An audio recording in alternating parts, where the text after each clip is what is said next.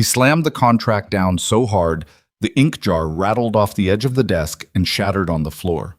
Victor Langford didn't even look at it. He looked at her. "You," he said, his voice dropping to something that wasn't quite a whisper and wasn't quite a threat.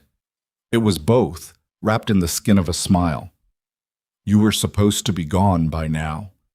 Evelyn Harper stood in the doorway of the Blackstone Ranch office, one hand gripping the frame, her knuckles the color of old bone. She had survived a 3-day train ride with 40 cents in her boot. She had slept sitting upright against a stranger's luggage. She had arrived in Red Hollow with nothing but a trunk, a name on a piece of paper, and the desperate kind of hope that doesn't announce itself, the kind that just keeps moving because stopping means dying. She had not survived all of that to be erased by a man in a clean suit. But here was the truth she hadn't told anyone yet. She knew exactly who Victor Langford was, and that terrified her more than anything else in that room. If this story already has your heart beating faster, you're exactly who this was made for. Subscribe to this channel and hit that notification bell so you never miss another story like this one. Drop a comment below and tell me the city or country you're watching from. I want to see how far this story travels. And if it moves you, hit that like button. Now let's go back to the beginning, because this story started long before that contract hit the floor. The morning Evelyn Harper's life fell apart for the second time. The sky over Red Hollow was the color of a bad bruise, purple and yellow and wrong, in a way that made the horses uneasy before sunrise. She had been on the road for 11 days, not traveling exactly, surviving. There's a difference, and anyone who's ever crossed the country on what amounted to borrowed time understands it in their bones. Traveling means you have somewhere to go. Surviving means you're moving because the alternative is standing still long enough for reality to catch up with you. Evelyn had packed her trunk in Philadelphia on a Tuesday morning with the kind of efficiency that comes from practice rather than joy. She had done this before. Packed up and moved when things went wrong, rolled her dresses tight to save space. Wrapped her mother's hand mirror in a wool stocking because it was the only thing she owned that she genuinely could not afford to break. Not in the financial sense, but in the other sense, the one that sits lower in the chest and doesn't have a clean word for it. Her cousin Thomas had written her 3 letters over the course of 2 years, each one a little warmer than the last. He had found work in Red Hollow, he said. Real work, the kind that put down roots. He had a house with a spare room and a neighbor woman who needed someone to help with laundry and mending and maybe light cooking. He had used the phrase fresh start exactly twice, which was once more than Evelyn trusted, but once fewer than she needed to hear. She'd read those letters until the paper went soft at the folds. She had no other options. That part she kept to herself. The train from Philadelphia to Kansas City had been manageable. The connection west had been less so. A cramped car that smelled of livestock and someone's wet boots, and a child who cried for 4 hours straight, a sound Evelyn eventually stopped hearing the way you stop hearing a clock tick. She had eaten sparingly, slept in fragments, arrived in Red Hollow just after 7 in the morning with a headache behind her left eye and a determination she wore like a second coat. The town was smaller than Thomas's letters had suggested. Most things are. Main Street was unpaved, which she had expected. What she hadn't expected was how quiet it was at that hour. Not peaceful quiet, but the kind of quiet that comes before people decide what kind of day it's going to be. A general store with its shutters still half closed. A livery stable already awake and smelling of it. A woman in a gray dress crossing the far end of the street without looking up, like she'd made a private agreement with the ground. Evelyn asked the man at the depot about Thomas Harper. He took off his hat, looked at it, and put it back on. That was her first warning. When someone reaches for their hat before answering a simple question, the answer isn't simple.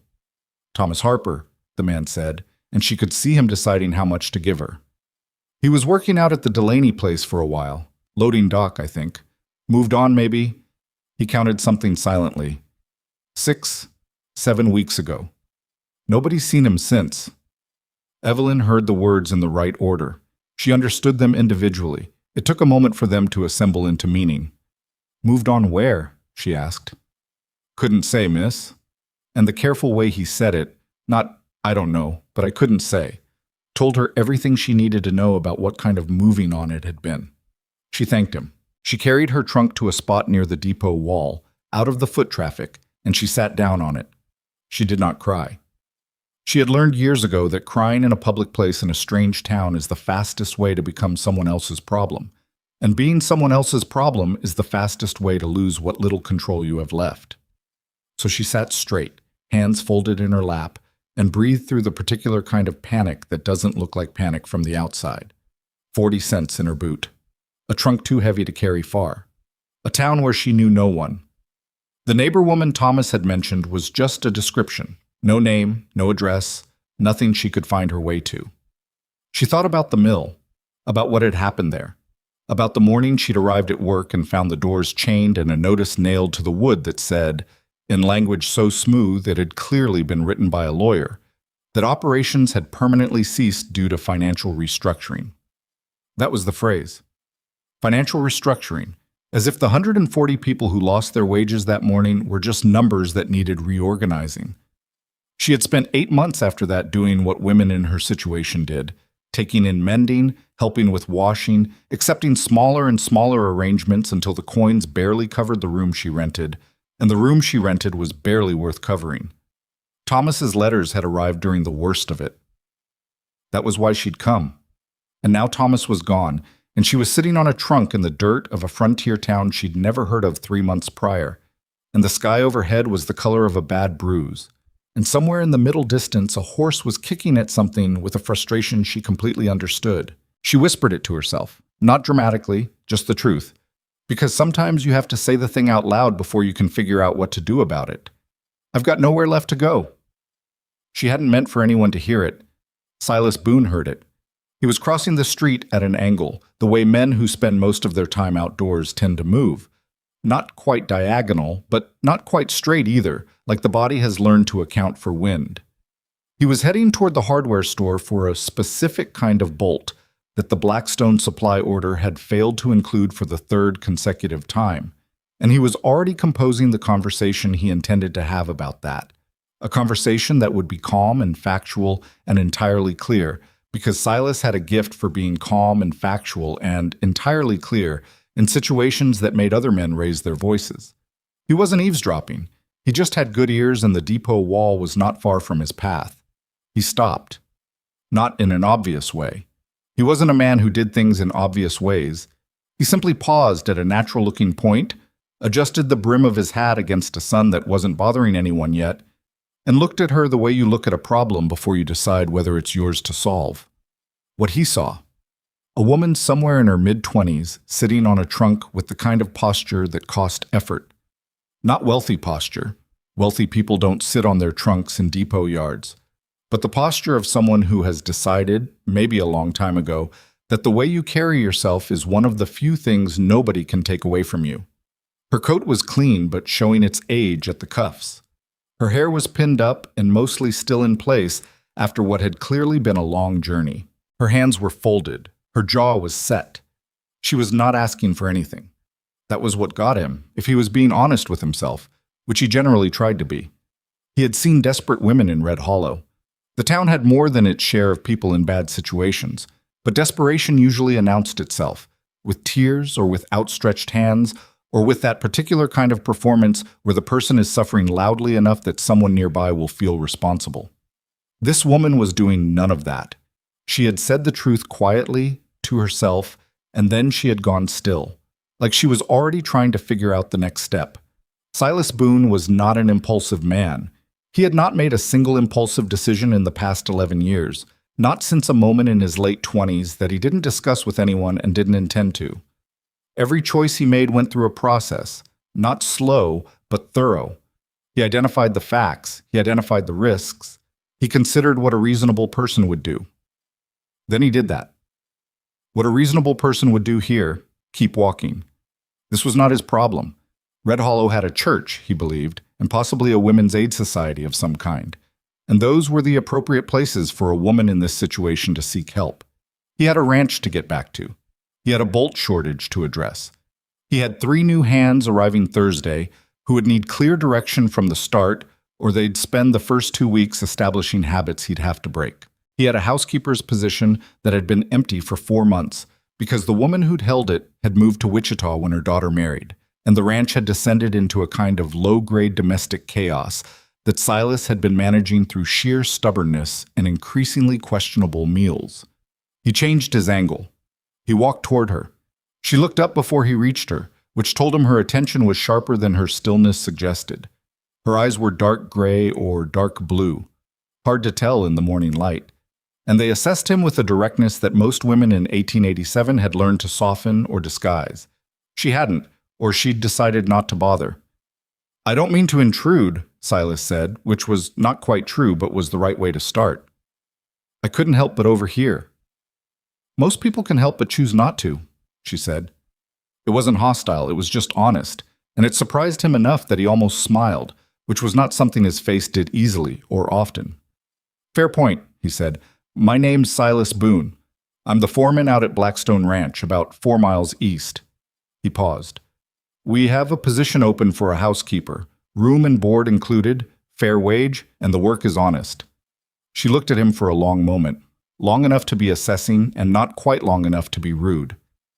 "You offer that position to every woman you find sitting on a trunk?" she asked. "No," he said. "Then why me?" "Because you said you had nowhere to go and then didn't ask anyone for anything," he said. "That tells me something." She was quiet for a moment. The horse in the distance had stopped kicking. The morning was opening up around them, the light going from gray to something approaching gold, and somewhere down the street a door opened and the smell of coffee drifted out like a small, ordinary promise. "What does it tell you?" she asked. "That you'd rather work than be helped," he said. "That's the kind of person I can use." She stood up. She was not short, but she was shorter than him, and she stood like she'd accounted for that. "I'd want to know the terms before I agree to anything. Wages, duties, arrangements for time off, who I'd be reporting to." Silas blinked. Most people didn't ask about time off in the first 30 seconds. Most people didn't ask about reporting structure at all. "That's reasonable," he said, "and I'd want it clear from the start that my position is employee to employer, not—" She paused, and something careful moved through her eyes. "Not anything else." "Understood and agreed," Silas said, without hesitation. "I run a working ranch, Miss—" "Harper," she said. "Evelyn Harper." "Miss Harper. Blackstone Ranch runs on honest work and clear expectations. I don't have time for complications, and I don't tolerate disrespect toward anyone on my crew. That applies to you same as everyone else." She considered him one more second. Then she picked up the handle of her trunk. "I'll need help with this," she said. "It's heavier than it looks." That was how it started. Not with speeches. Not with grand gestures. With a heavy trunk and 2 strangers who were both, in their different ways, people who kept their word.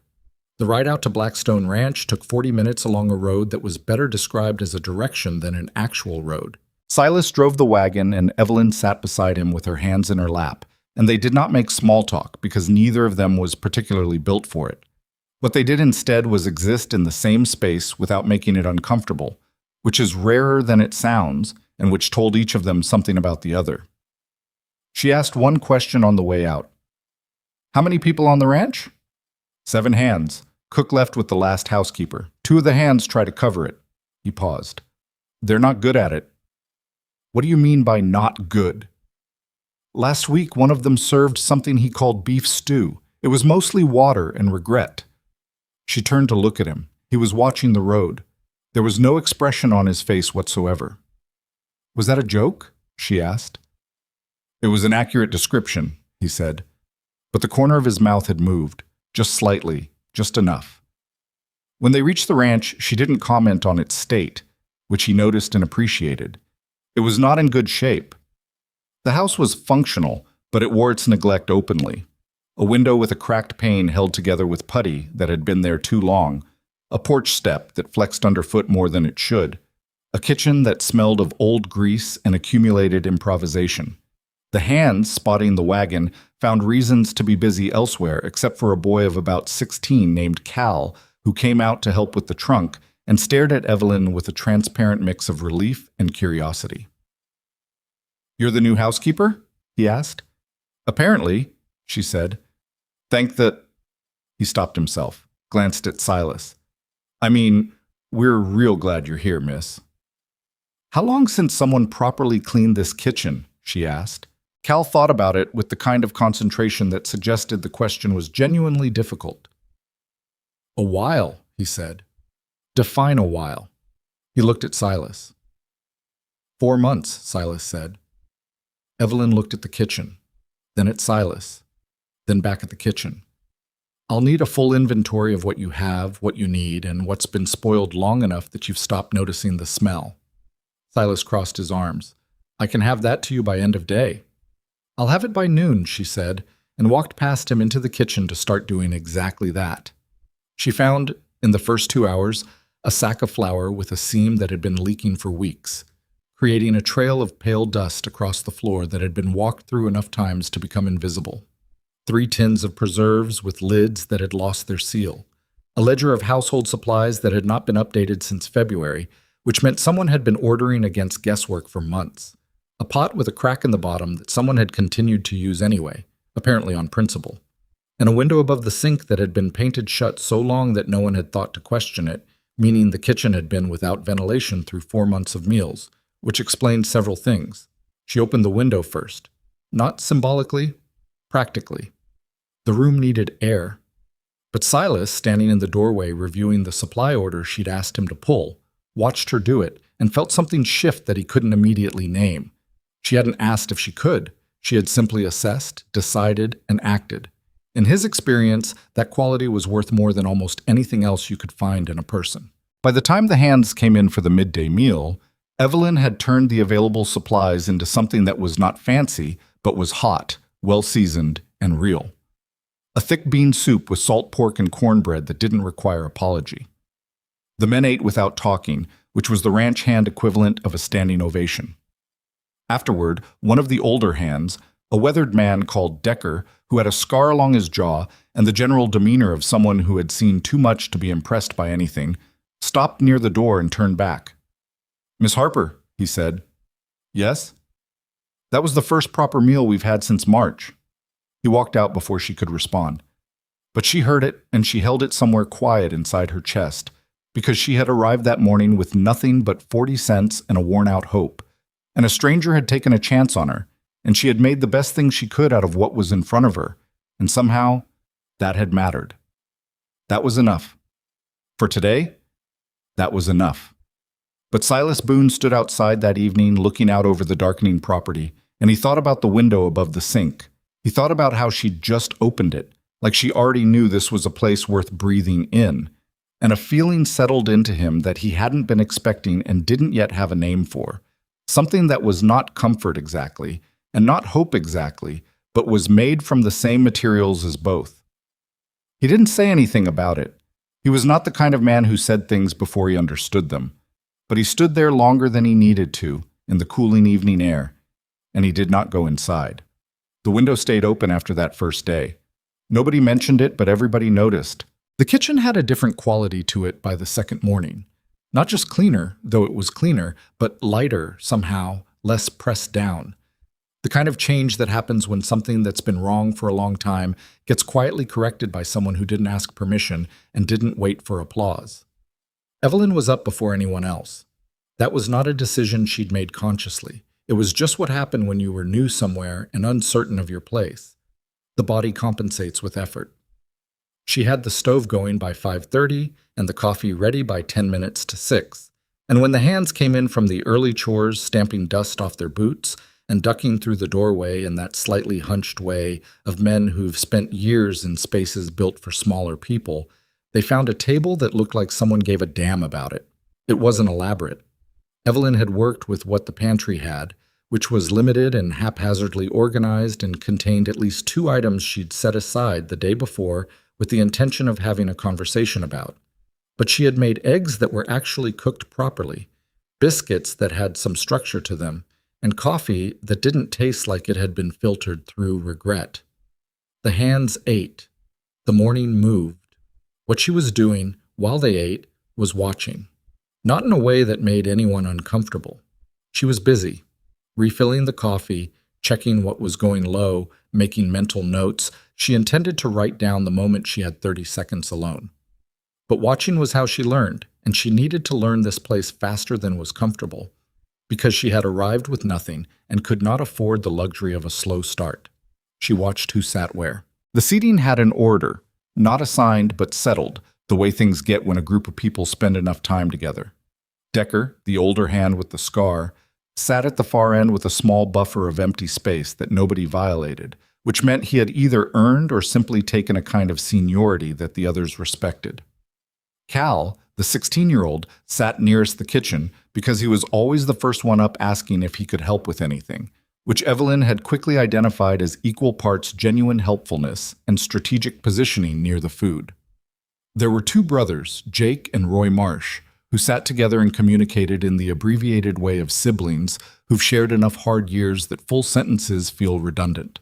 A quiet man named Holt, who appeared to eat by duty rather than enjoyment, chewing with the mechanical patience of someone whose mind was elsewhere, and a newer hand named Pete Calloway, who talked more than the others combined and had the particular conversational energy of a man who felt silence as a personal affront. Silas did not eat with the hands. She noticed that too. He came in for coffee, standing rather than sitting, reviewing something in his head or occasionally on paper, and then he was gone. Not coldly, he acknowledged the room, answered questions when they were asked, but there was a line, and he stayed on his side of it.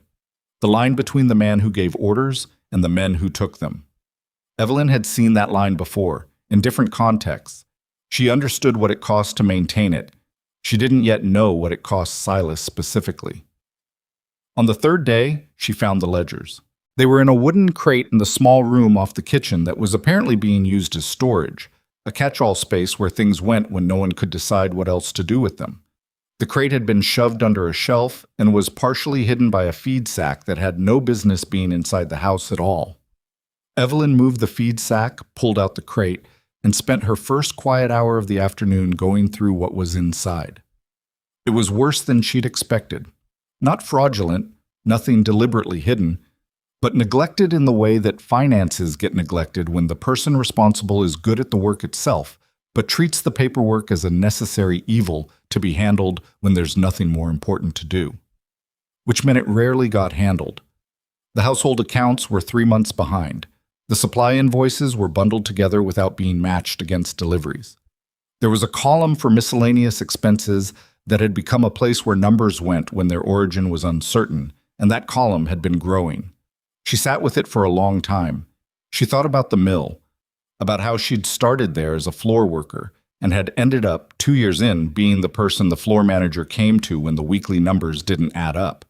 Not because she'd been appointed to that role, because she'd simply started noticing things and saying them aloud, and eventually that had become expected of her.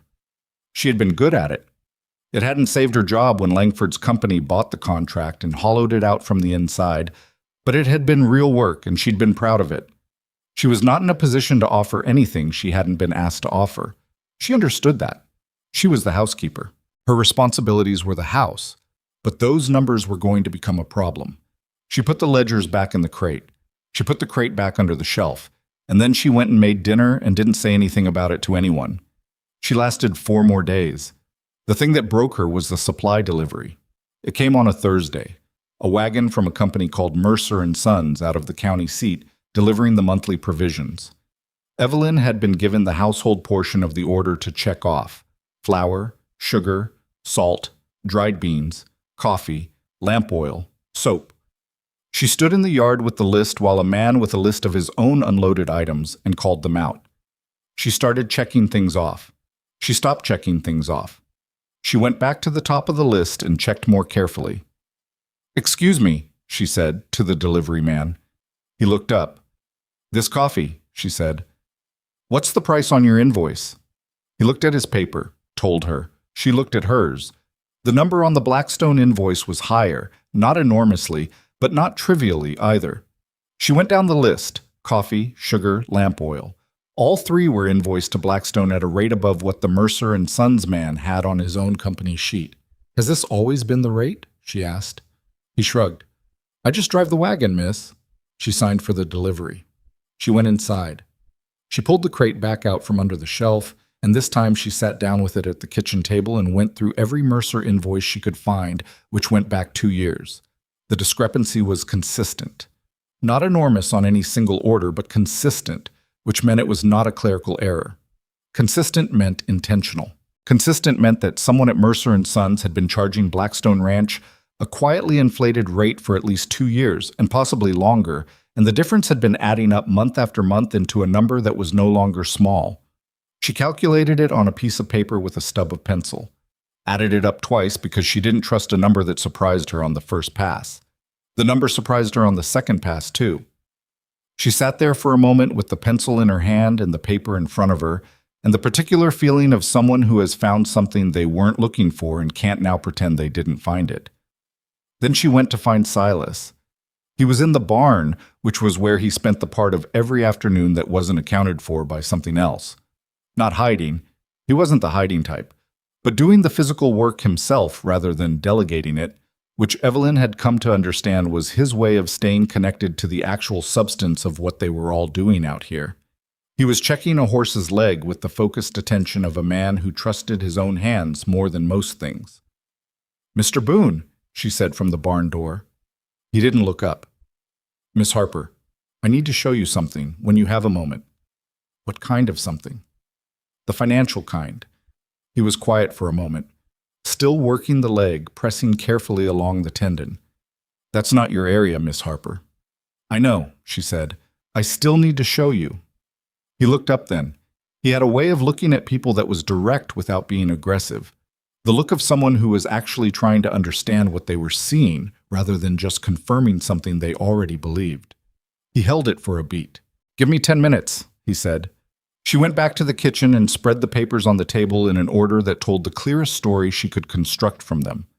When Silas came in, he washed his hands at the basin, dried them on the rough towel, and sat down across from her without waiting to be invited. She walked him through it. She didn't editorialize. She showed him the invoices, showed him the discrepancy, showed him the calculation.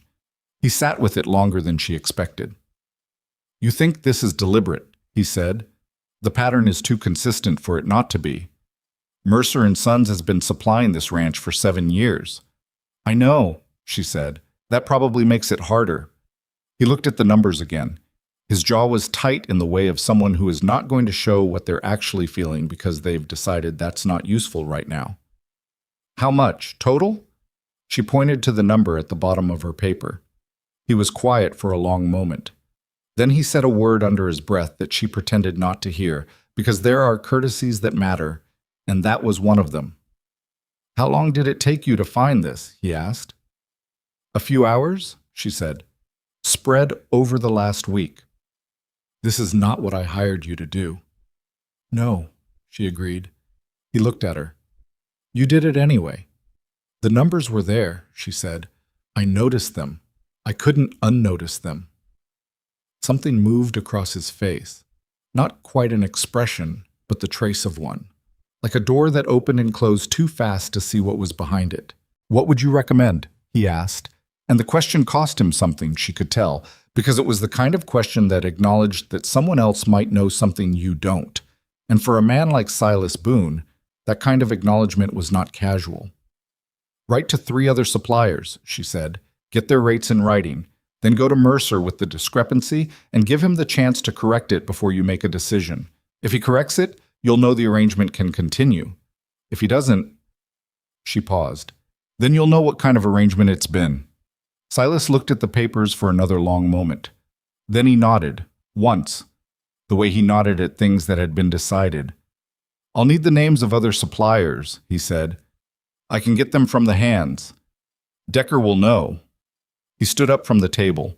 He was already moving back toward his work, his mind reorganizing around the new information, which was what minds like his did, absorbed and redistributed.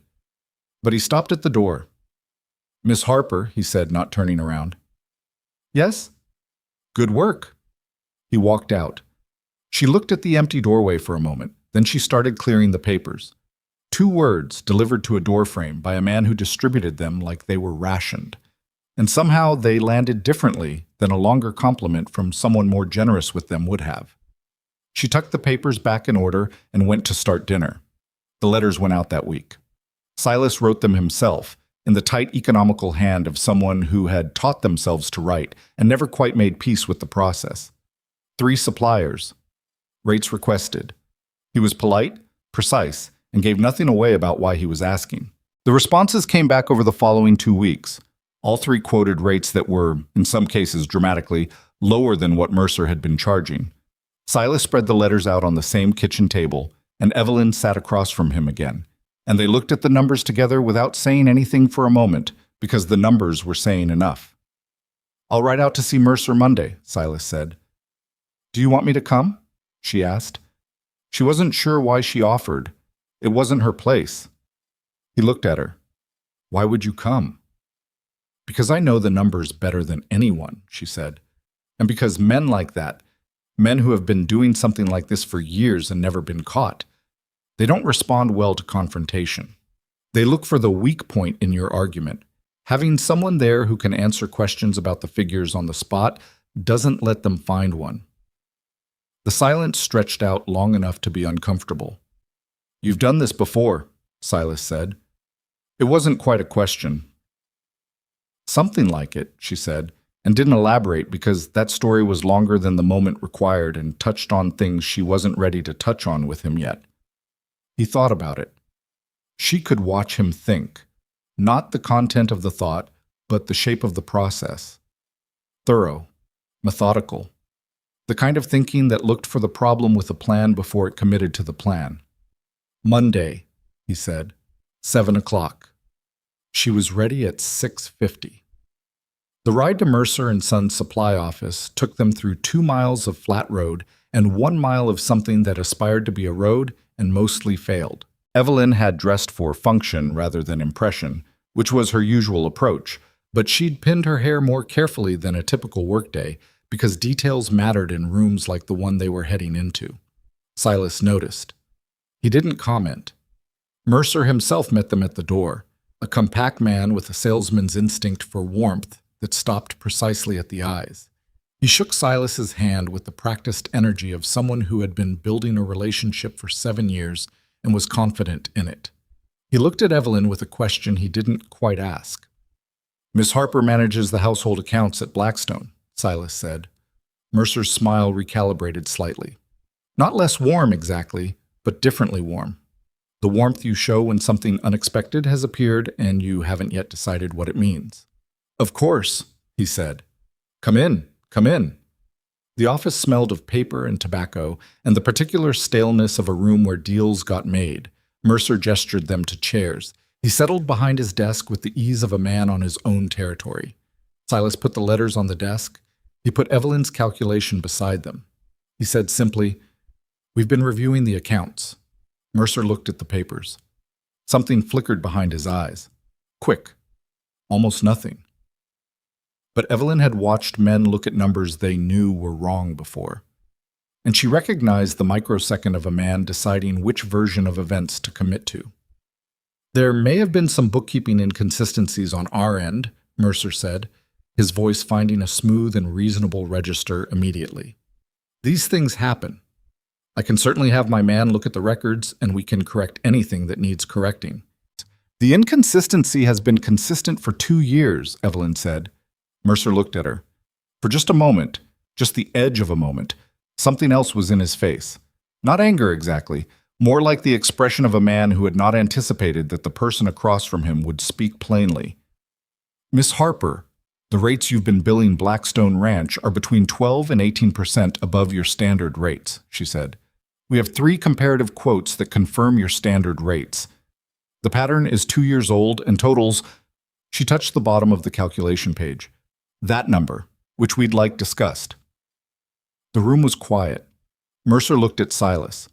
Silas looked back at him without expression. It was a long, uncomfortable moment, and Evelyn held it steady because she had been in uncomfortable moments before and had learned that the person who breaks the silence first is usually the person who blinks. Mercer did not storm out. He did not become belligerent. Men like him rarely did, because men like him had survived by being adaptable. He shifted slowly into a version of the conversation that acknowledged the problem without quite admitting intent. and by the end of a 40-minute exchange that required Evelyn to refer to her figures 4 separate times and Silas to simply remain immovable in his chair, they had an agreement. A credit on the next 6 months of orders, a new contract at corrected rates, and a handshake that meant less than it looked like, but was at least on the record. In the wagon on the way back, neither of them spoke for the first mile. Then Silas said, 12 to 18%. Yes, Evelyn said. 7 years. She looked at the road ahead. I don't know how far it goes back. The ledgers I found only went back 2. He processed that in silence. Then, you held your ground in there. It was your ground, she said. I just knew where it was. Another silence. Longer this time. You have a talent for this, he said. The words were careful, like he was aware they were significant and didn't want to give them more weight than they could carry. The numbers, the way you read a situation. Evelyn looked out at the flat land moving past them. The sky was doing something complicated with light and cloud that she'd noticed the territory tended toward in the afternoons. Nothing as dramatic as storms back east, but a kind of slow-building tension that usually resolved itself by evening. I worked in a mill for 4 years, she said. Started on the floor, ended up keeping track of the accounts because nobody else noticed they were wrong. She paused. Then the mill closed, and I came west. She hadn't told anyone that much. She wasn't sure why she'd told him. He didn't ask why the mill had closed. He just said, their loss. It was not a remarkable thing to say, but it hit her somewhere unexpected, low and solid, the way a simple truth sometimes does when you haven't heard it from anyone else. She didn't say anything back. The wagon moved. The sky continued its complicated business overhead, and somewhere in the 4 miles between Mercer's office and Blackstone Ranch, something shifted between them. Not dramatically, not in any way either of them would have been able to name if asked, but shifted, the way weight redistributes when 2 people have been through something together and come out the other side still standing. Back at the ranch, word had gotten around that something had happened with the supply contract, the way word always gets around in small, closed communities where information is one of the few currencies that everyone can trade in. Decker asked Silas about it directly over supper, which was unusual enough to be noted. Mercer's situation resolved? Decker said. Resolved, Silas said.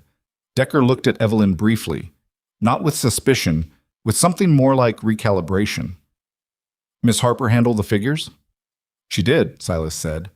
Decker absorbed this, went back to his food, then, without looking up, good. It was the longest endorsement she was likely to get from him, and she knew it, and she took it seriously.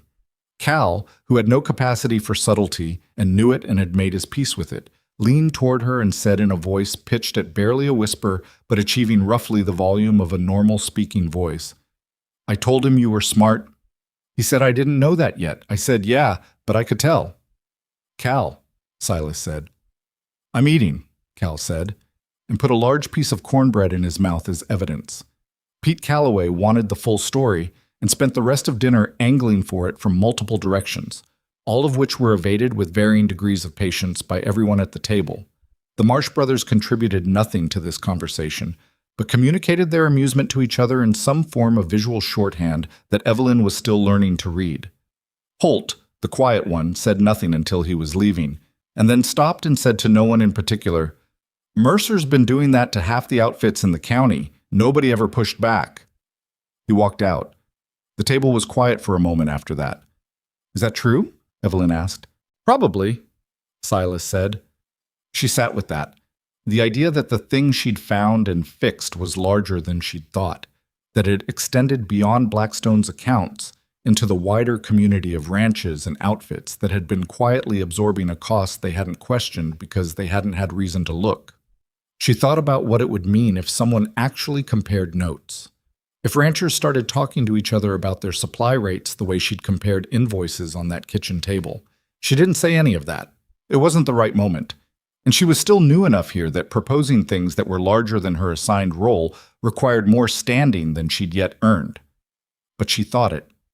And over the next several weeks, as autumn deepened and the days shortened and the work on the ranch shifted with the season, things changed in ways that were hard to point to directly. The household ran more smoothly, which was what she'd been hired for. The meals were consistent, the supplies were properly tracked, and the pantry stopped being a place where things went to become mysteries. The hands, who had initially treated her with the slightly cautious courtesy of people uncertain about a new presence, began to treat her with something more like regular courtesy. The easier kind, the kind that doesn't require constant maintenance. Silas and Evelyn developed a rhythm of the early morning. Coffee before the hands arrived, sometimes a brief accounting of what the day required, sometimes nothing at all. He was not a talkative man in the mornings, which suited her, because she was not a talkative woman in the mornings either. But there was a quality to those silences that was different from the silences of strangers. It had started to have a texture to it, a kind of easy companionship that neither of them had agreed to and neither of them remarked upon. She noticed when he was carrying something difficult, not in an obvious way. He was not obvious about anything, but she'd learned the specific set of his shoulders when he'd received a letter that contained bad news, and the particular efficiency of his movements when he was working through a problem he hadn't resolved yet. She didn't ask. He didn't offer. But she started making sure the coffee was hot when she recognized those signs, which was the only form of acknowledgement she felt she had the right to offer. He noticed things about her too, though she didn't know it. He noticed that she ate after everyone else and always cleared her own plate even when she was visibly exhausted. He noticed that she kept a small piece of paper tucked into her apron pocket, and that she wrote on it and transferred what was on it to a larger notebook at the end of each day. A system of some kind, a way of organizing the accumulation of daily information that she'd clearly been using long enough for it to be instinct. He noticed that she never asked for anything she hadn't earned, which meant the few times she did ask for something, a budget for replacing the cracked pot, the right to reorganize the storage room properly, she'd already run the numbers in her head and knew exactly what the justification was. He noticed one evening in late October that she had fallen asleep at the kitchen table over the accounts. Just for a few minutes, she'd startled awake before he was back with the extra blanket he'd retrieved from the hall chest, with the entirely practical intention of not having her catch cold and be unable to work. He'd left the blanket folded on the chair nearest her and gone back to his own work. In the morning, she'd found it. She'd folded it more precisely and returned it to him without comment, but something in her face when she handed it to him was different from her usual expression. Softer, maybe, or less defended. He hadn't said anything. She hadn't said anything. But Decker, who had been walking through the hall at the wrong moment and had the good sense to turn around immediately, said something to Cal that evening that Cal kept to himself because even at 16 he could tell that some things were better not turned into a story yet. November came in cold and businesslike, the way the territory did things. The days got short, the work shifted, and Blackstone Ranch moved into winter in better shape than it had been in years. The accounts in order, the supplies properly stocked at properly negotiated rates, the household running like a household instead of an improvised survival arrangement. Evelyn Harper had been at Blackstone Ranch for 3 months. She had arrived with 40 cents and nowhere to go. She had not in that time forgotten where she'd come from or how thin the margin had been. That was not the kind of thing you forgot. But she had started to feel, in the specific and cautious way of someone who had been disappointed before, that this place might be worth building into something. She did not say that to anyone, but she thought it. And she kept thinking it. And late at night, when the ranch was quiet and the stove had banked low and the darkness outside was the deep, uninterrupted dark of open country, she would sit for a few minutes before climbing the stairs to her room, and she would think about what it meant to have been given one chance and to have not wasted it. She had not wasted it. That was something. That was on certain nights, everything. Winter at Blackstone Ranch was not romantic. People who had never worked through a frontier winter tended to imagine it in a certain way.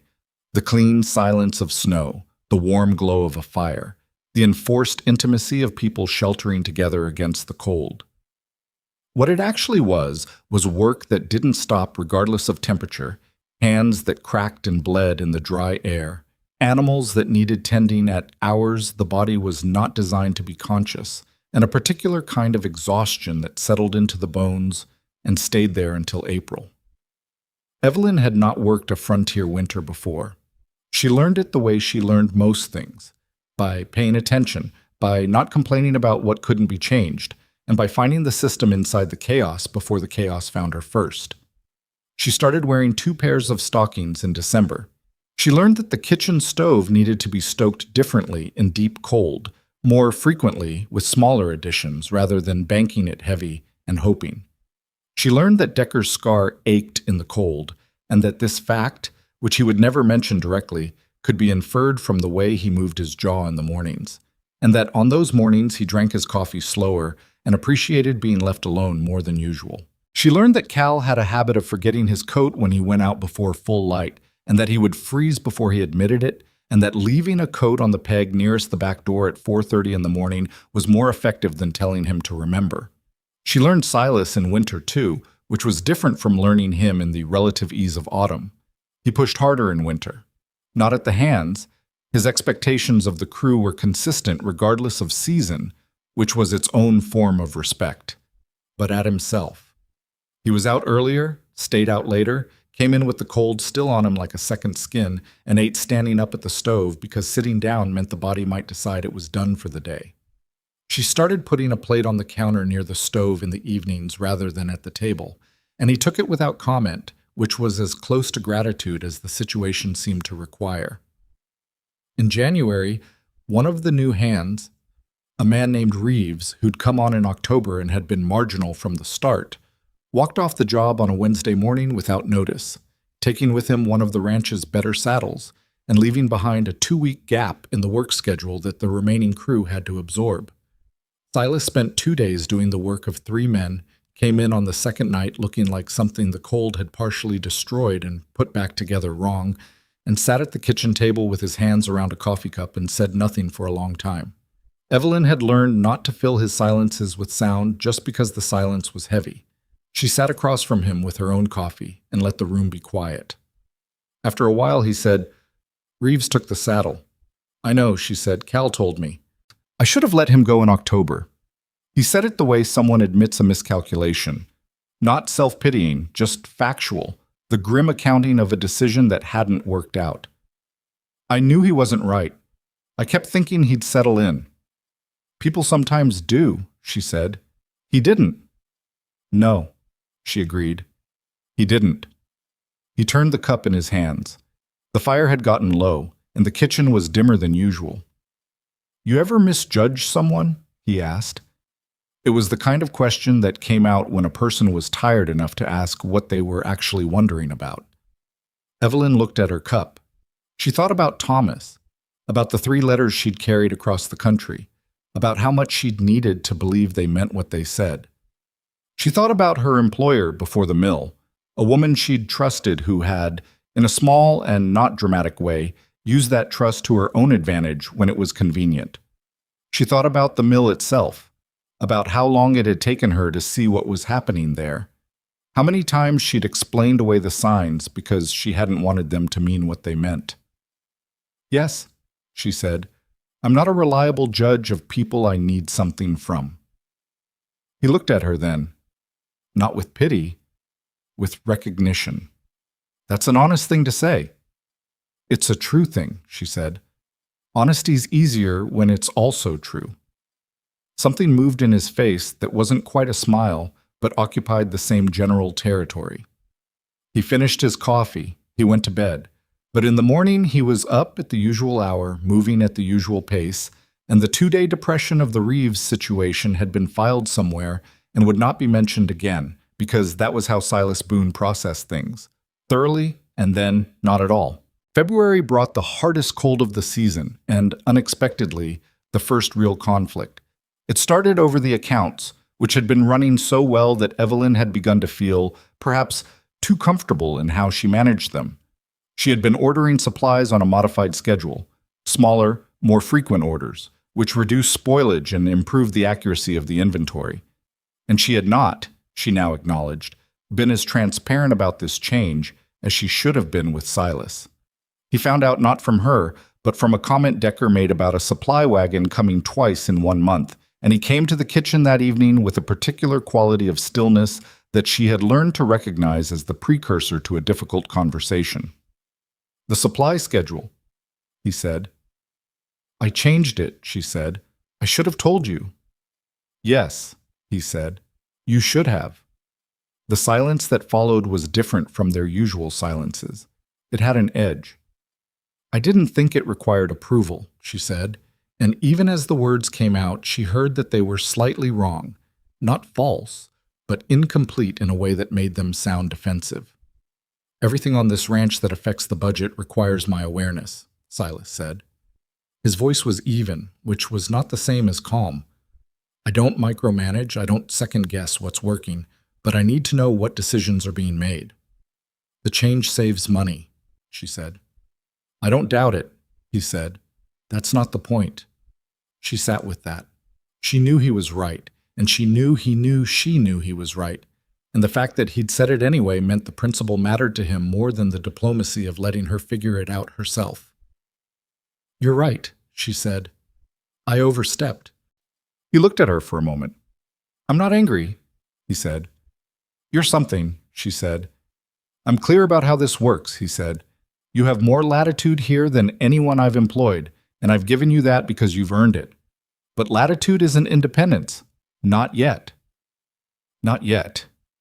She noticed those two words, filed them somewhere. "I'll discuss changes before implementing them," she said. "That's all I'm asking," he said. And that was the end of it. No sulking, no residual coolness. He poured himself a cup of coffee, asked her about the week's food situation, and they talked about the practical realities of feeding 8 people through the last of February on a pantry that was showing its winter miles. By the time he left the kitchen, she had the feeling, strange and a little unsettling, that the argument had actually made something between them stronger rather than weaker, like a knot that needed to be tested before you trusted it with weight. She thought about that for a long time after he was gone. March arrived, and with it the first real breath of a thaw. Not warmth exactly, but a loosening of the cold's grip, an exhale of winter that suggested something was coming after it. The hands began talking about spring work, the particular animated energy of people who have been confined by season and can feel the confinement lifting. Silas began planning. She could see it in the papers that started accumulating in the office, in the questions he asked her about supply projections for the next quarter, in the way he moved through the days with a slightly different gear engaged. And something else was coming. She didn't know it yet. It came on a Thursday in the second week of March, in the form of a letter from the ranch's absentee owner, a man named Hartford, who operated out of Chicago and communicated with Silas through occasional correspondence that arrived with the irregularity of weather. Silas read the letter in the office, which was not unusual. But he read it twice, which was, and she could tell the second reading was not for information, but for the unpleasant business of accepting something the first reading had already told him. She didn't ask. She waited. He told her the next morning, in the kitchen, with the particular directness he used for things he'd already decided to be straightforward about. "Hartford is sending someone to look at the south parcel," he said. She poured his coffee. "For what purpose?" "He's been approached by a land buyer," Silas said. "Someone wants to purchase a section of the property. Hartford wants an assessment before he decides." Evelyn set the coffee pot down. "How large a section?" 240 acres along the river. She did the geography in her head from the maps she'd looked at in the office, because she had looked at everything in the office over the past months, not intrusively, but with the methodical curiosity of someone who understood that information about a place was part of understanding the place. 240 acres along the river was not peripheral land. It was some of the most productive grazing on the property. Losing it would change what Blackstone Ranch was capable of in a material way. "Who's the buyer?" she asked. "Letter doesn't say," Silas said. "Just that Hartford's contact described him as a serious investor." He wrapped his hands around the cup. Hartford's exact words were that the offer was, quote, "too significant to dismiss without consideration." "What does that mean for the ranch if the sale goes through?" Silas was quiet for a moment. "It means we'd be a smaller operation running on a shorter margin, which means less room for things to go wrong." He paused. "And things always go wrong." She thought about that, about margins, about what happened when margins disappeared. She had personal experience with that particular mathematics. She didn't say anything yet, but she started paying a different kind of attention to the days ahead. The man Hartford sent was not Hartford himself, who apparently considered the territory too far from his preferred level of civilization to visit personally, but a local representative named Graves, a thin, correct man in his 40s, with the professional manner of someone who was always slightly more formal than the situation required, and who looked at the ranch property with the flat assessing gaze of someone who priced things for a living.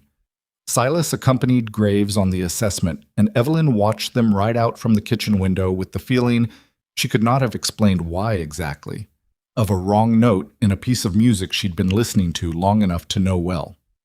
Graves stayed 2 days. He was polite at meals, asked questions that sounded casual and probably weren't, and left on the second afternoon with a briefcase of notes and the particular satisfied expression of someone who had gotten what they came for.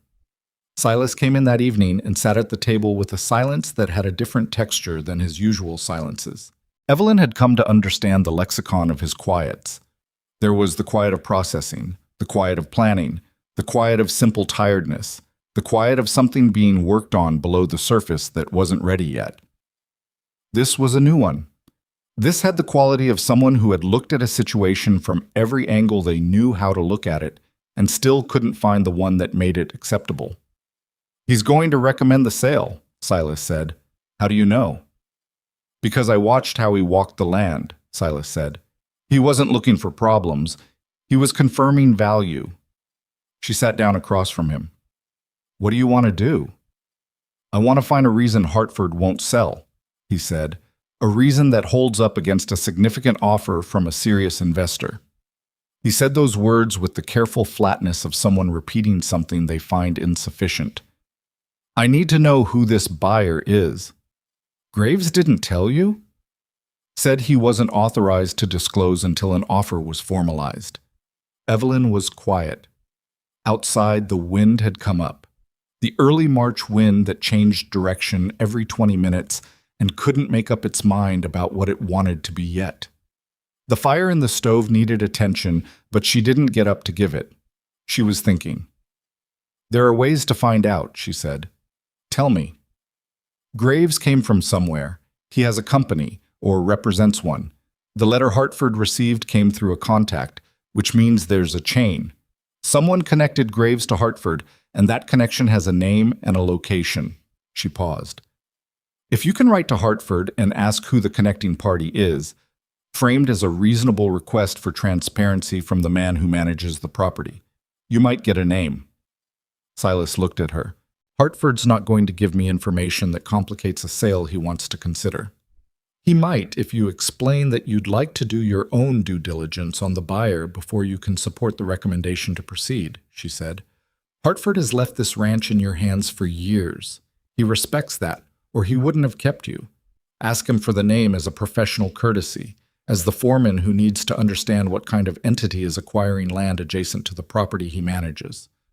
The silence stretched out. "That's not guaranteed to work," he said. "No," she agreed, "but it's the most direct path to the information we need." "We." She'd said it without thinking. She noticed it a beat after. She thought he might notice it too, but he didn't show it if he did. "I'll write the letter tonight," he said.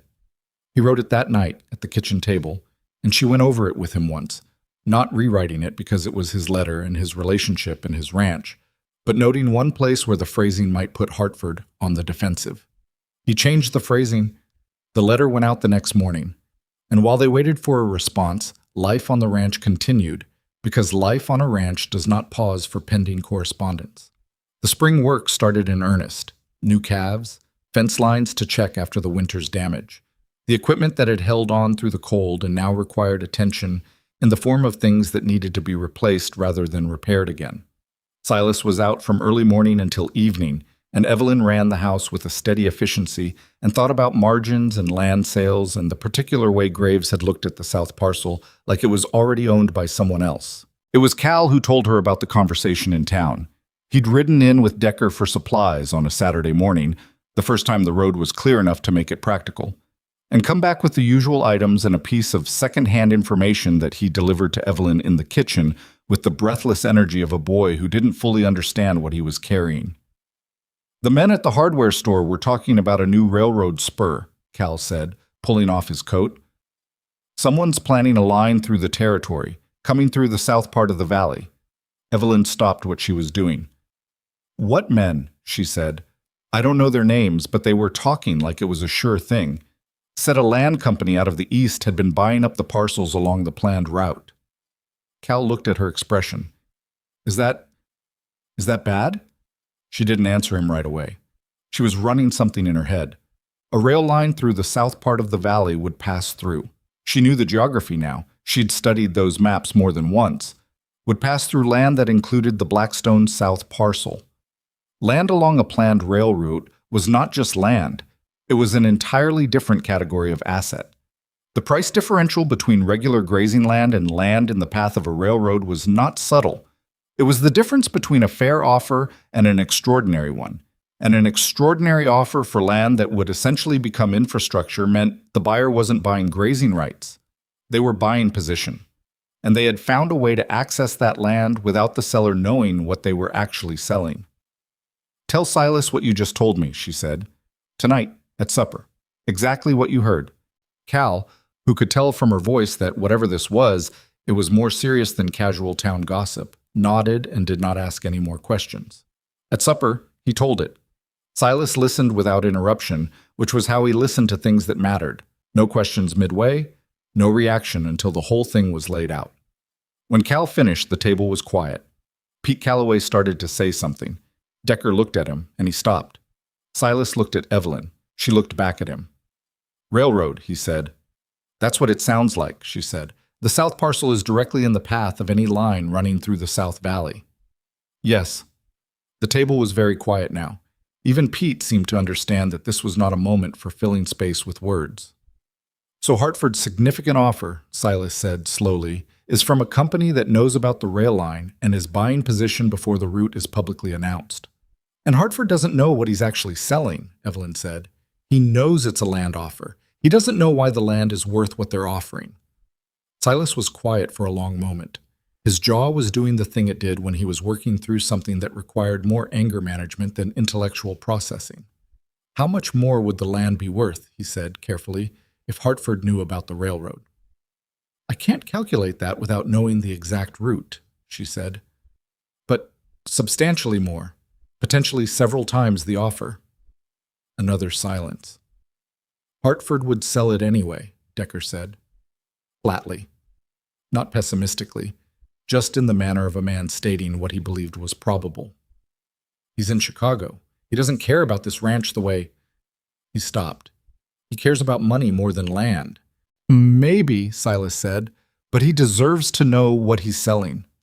And that was when Evelyn felt something solidify inside her that had been building for weeks without a name. She had known Silas Boone for nearly 5 months. She had sat across from him at this table in different qualities of silence and different qualities of conflict. She had watched him manage a crew of men with a kind of leadership that didn't require theater. She had watched him make the hard choice with Mercer, walking into a room and saying what was true even when it was uncomfortable. She had watched him, privately and without announcement, be a person who did the right thing because it was the right thing, which was rarer than it should have been and which she had not taken for granted. But this was the first moment she'd heard him say, without hesitation, that a man he worked for deserved to know what he was selling, even when knowing might complicate things, even when ignorance might have kept the situation simpler. It was a small thing to say. It was not a small thing to mean. Hartford's response to Silas's letter came on a Thursday in late March. The name of the connecting party, the contact who had brought the buyer to Hartford's attention, was a man named Gerald Whitmore, operating as a representative of the Centrex Land and Transit Company out of St. Louis. Evelyn read the name over Silas's shoulder, and something cold moved through her. Not the cold of the frontier winter, which she had adjusted to. The other kind. She knew that name. Not Whitmore, but Centrex. She had heard it before, in a context she had spent 18 months trying to put behind her. Centrex Land and Transit had been the holding company behind the transportation contract that had ended the mill in Philadelphia. It was the entity that had bought the shipping contract, raised the rates until the mill couldn't operate, and then walked away from the ruins wearing the face of a legitimate business dealing with unfortunate market conditions. It had been the mechanism behind the fraud she had witnessed without being able to prove, the instrument through which people she worked alongside had lost everything. And Centrex, she now understood, did not simply defraud textile mills in Philadelphia. It moved. It found the next opportunity, built the same structure with a different local face, and did it again. She sat down. She was not prone to dramatic reactions, and she did not have one now. But she sat down, and she looked at the fire in the stove for a moment, and she said quietly, "Silas." "I see it," he said. He had looked the name up too, in whatever way he'd had access to, and the expression on his face told her he'd found something. "What did you find?" she asked. "A notice in a trade paper from 2 years ago," he said. "Centrex Land and Transit. Legal dispute in Missouri over a land acquisition near a rail corridor. Settled out of court." "They do this Evelyn said. "This is what they do. They find land in the path of development to rail lines, infrastructure, whatever the next large project is, and they acquire it before the information is public, at a price that assumes the seller doesn't know what they're sitting on. The profit is in the gap between what they pay and what it's worth once the information becomes public." She paused. "And the people behind Centrex know exactly how to find that gap because they have access to information ordinary people don't." Silas was watching her. The look on his face was attentive and still. "How do you know this?" She looked at him for a long moment. "Because I've seen it before," she said. "In Philadelphia. The company had a different name, but the structure was the same." "The mill," he said. She nodded. He sat with that. She could see him absorbing it, not just the information, but what the information meant and what it said about the woman sitting across from him who had arrived in Red Hollow with 40 cents in her boot and turned out to have been carrying something like this inside her all along. "There's more," she said. "There usually is with operations like this." She thought about the legal language she'd seen at the mill, the contract that had looked generous until you read the secondary clauses, the provisions buried in the addenda that fundamentally altered what the primary terms appeared to offer. If Hartford receives a formal offer from Centrex, the contract will look straightforward. It will look like a clean land sale, but there will be provisions, possibly relating to mineral rights or right-of-way or future development, that extend Centrex's control well beyond the sale itself. She paused. "The goal is not just to acquire the parcel, it's to acquire leverage over the land around it." Silas stood up from the table. He walked to the window, which was something he did when he was thinking and needed the physical movement to keep the thinking from going too fast. He stood there for a moment. "I need to write to Hartford again," he said. "Yes. And I need to include enough specifics that he takes it seriously. Hartford is a businessman. He won't respond to a foreman's instinct. He'll respond to documentation." "I know," she said. "I can help with that." He turned around. In the lamplight, his expression was one she hadn't seen on him before.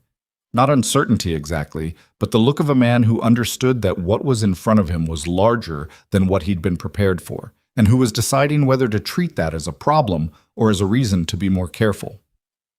"I'll need everything you remember," he said, "about Philadelphia, about the structure, about how they operate." She met his eyes. "You'll have it," she said. And somewhere outside the window, the March wind was doing something it hadn't done in months. It had settled into a single direction, steady, purposeful, like it had finally decided what it was. Neither of them said anything about what was happening between them, because neither of them was built for that kind of announcement. But they sat down together at that table with 2 lamps lit between them, and they began carefully to build the case that might save the ranch. It was past midnight when they stopped. The fire had burned low, and the kitchen was cold at the edges, and Cal's coat was on the peg by the back door where she'd put it without thinking, out of habit by now, the way you do things for people you've started to think of without quite deciding to. Silas gathered the papers they'd worked through. He looked at her for a moment across the table. "You've been carrying this since Philadelphia," he said. "Parts of it," she said. "You didn't say anything when you arrived." "It wasn't relevant yet," she said. "And—" She stopped. She started again. "When you've lost something because of people like this, there's a version of you that doesn't want to talk about it until you're sure there's something to be done.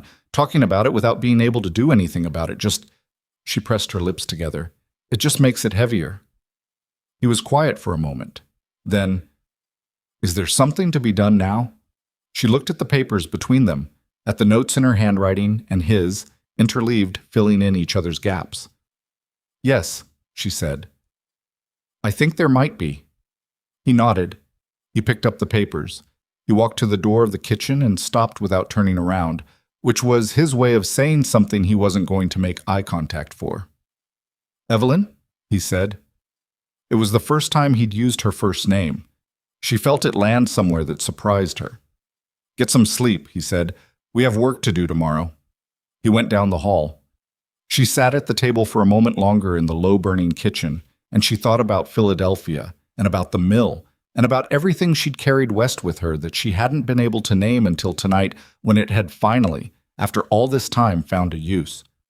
She had not slept well, and she did not pretend otherwise. The papers she and Silas had worked through were still organized in her mind in the particular way that important things arranged themselves when she was too tired to keep them tidy. Not chaotic, but stacked too close together, each one pressing against the next.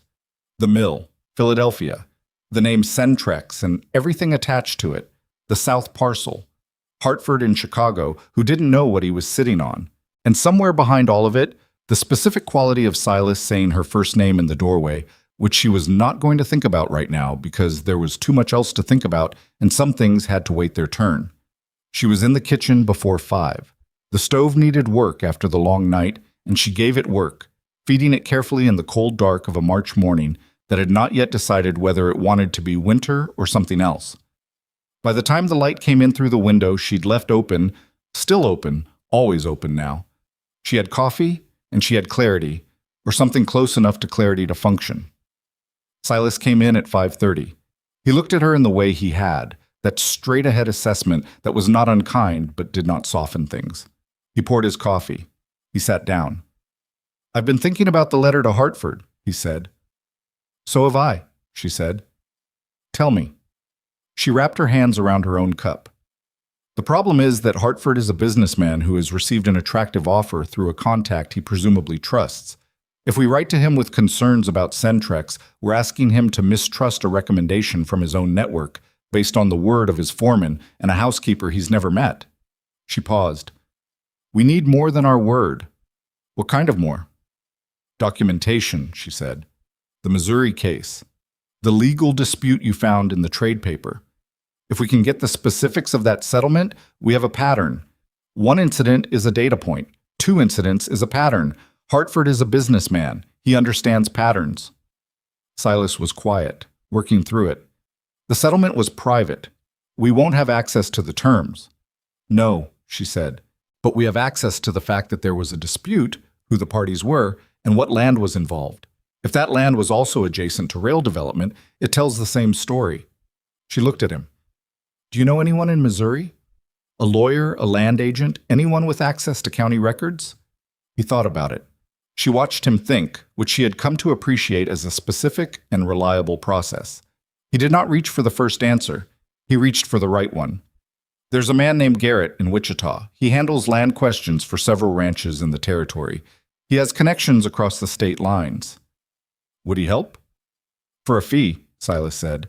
"And because I helped his brother-in-law get settled out here 3 years ago, which he hasn't forgotten." "Can you reach him quickly?" "Telegram," Silas said. "Today." She nodded. "And while we wait for Garrett, we need to look at what we actually have. The railroad rumors Cal heard, those need a source. Rumors don't come from nowhere. Someone in Red Hollow knows something specific, which means someone talked, which means there's information circulating that we might be able to trace." Silas set down his cup. "You want to go into town?" "I want you to go into town," she said. "You know these people. They'll talk to you differently than they'd talk to me." She paused. "But I want to know everything they say." He looked at her for a moment. There was something in his expression that was not quite amusement and not quite respect, and was probably, she thought, some combination of the two, that he wasn't going to name any more than she was going to name what she'd felt in the doorway last night. "When did you start running strategy?" he said. "About the same time you started needing it," she said. He got up. He went to send the telegram. He came back with information that took the situation and made it more complicated, which was what information usually did. The man at the telegraph office, a garrulous person named Wills who had opinions about everything and shared them at a velocity that other people found exhausting and Silas found efficiently useful, had told him 3 things while processing the telegram. First, that a surveying team had been seen in the South Valley 2 weeks prior. Second, that the survey had been arranged through a company Wills had not heard of before. Third, that 2 ranchers with land in the South Valley had already received informal inquiries about selling. Silas told her all of this at noon, eating standing at the counter the way he did when his mind was elsewhere, and Evelyn listened with the particular quality of attention she brought to things that were adding up to a number she hadn't wanted to see. "They're already moving," she said. "Faster than I thought," he said. "The survey means the route is more than rumor. Someone authorized that survey, and surveys cost money. You don't spend that money on a route that isn't decided." She looked at the window. The South Valley was not visible from the kitchen, but she'd been out there twice since arriving, and she carried the geography of it in her head. "How long before Garrett can get back to you?" 3 days, maybe 4. "And Hartford?" "He knows I've written again. He'll wait for what I send before he responds to the offer." He paused. "He's given me a week." A week? She counted things in her head. Time zones of the problem. What they had, what they needed, what could be gotten in the time available. "Then we work with what we have," she said. "The trade paper notice, the surveying team, the fact that Centrex has a pattern. We write Hartford a letter tonight that presents these as the beginning of a case, not the complete case. We ask him for 2 more weeks to get the documentation from Garrett. We frame it as protecting his interests, not obstructing his business." "He may say no," Silas said. "He may," she agreed. "But if he says no and sells, and the documentation we would have gotten from Garrett proves the pattern, then Hartford will have sold valuable land for a fraction of its actual worth, and he'll know it was because he didn't wait." She looked at Silas. "Hartford is a proud man, based on everything you've told me. Proud men don't like finding out they were rushed into a bad deal." Silas was quiet for a long moment. Long enough that she thought he might be about to disagree with something, and she prepared herself for that, because the thing between them that had been building over these months was not a thing without friction, and she had stopped wanting it to be. "You're not wrong," he said. "But I want to be clear about something. Tell me." "I'm not going to present this to Hartford as a certainty we can't prove yet," he said. "I won't misrepresent what we have. I'll tell him we have concerns, that we have the beginning of evidence, and that we're asking for time to substantiate it. If he asks directly whether the South Parcel sale is fraudulent, I'll tell him I believe it may be, and that I can't yet prove it." He met her eyes. "I won't shade it." She held his gaze. "I know," she said. "I wasn't suggesting you should." "I know you weren't," he said. "I'm just saying it out loud, so we're both clear." She thought about the mill again, about the people who had known, or half known, and had said nothing because saying something was complicated and saying nothing was easier, about how much it had cost everyone in the end to have been surrounded by people who kept their concerns to themselves. "That's the right way to do it," she said. "It's the only way I know how," he said. They wrote the letter that evening. It took 2 drafts, which was one more than Silas preferred, but one fewer than the situation probably deserved. And when it was done, it was the kind of letter that said exactly what it meant and nothing more, which was the only kind of letter Silas Boone was capable of writing.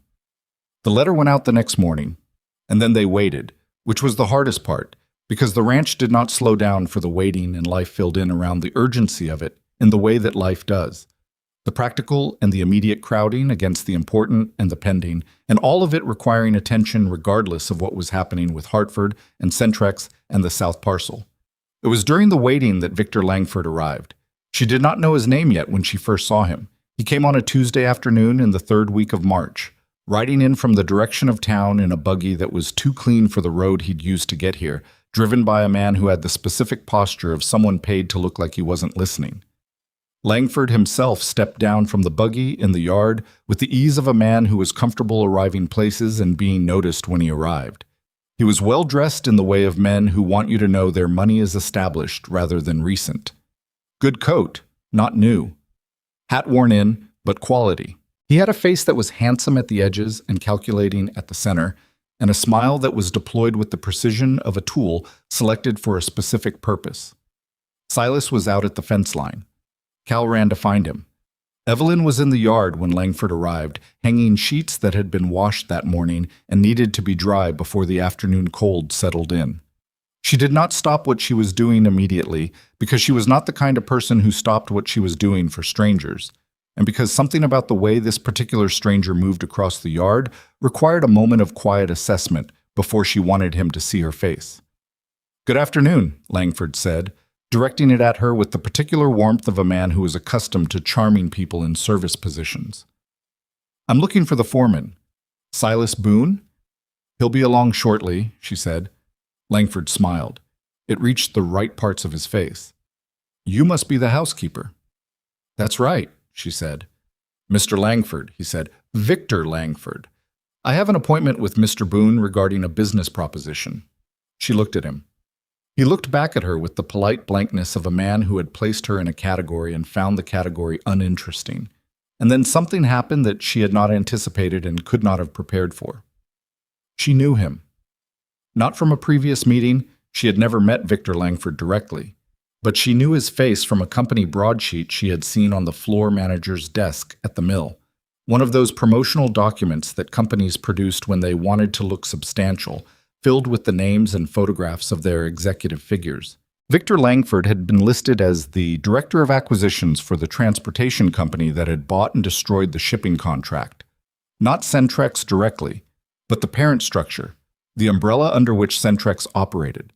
He was not a middleman. He was not a representative. He was one of the people who had built the system itself. She turned back to the sheets. Her hands were steady. She was grateful for that, because the rest of her was doing something complicated that required the hands to not be part of it. "Mr. Boone won't be long," she said.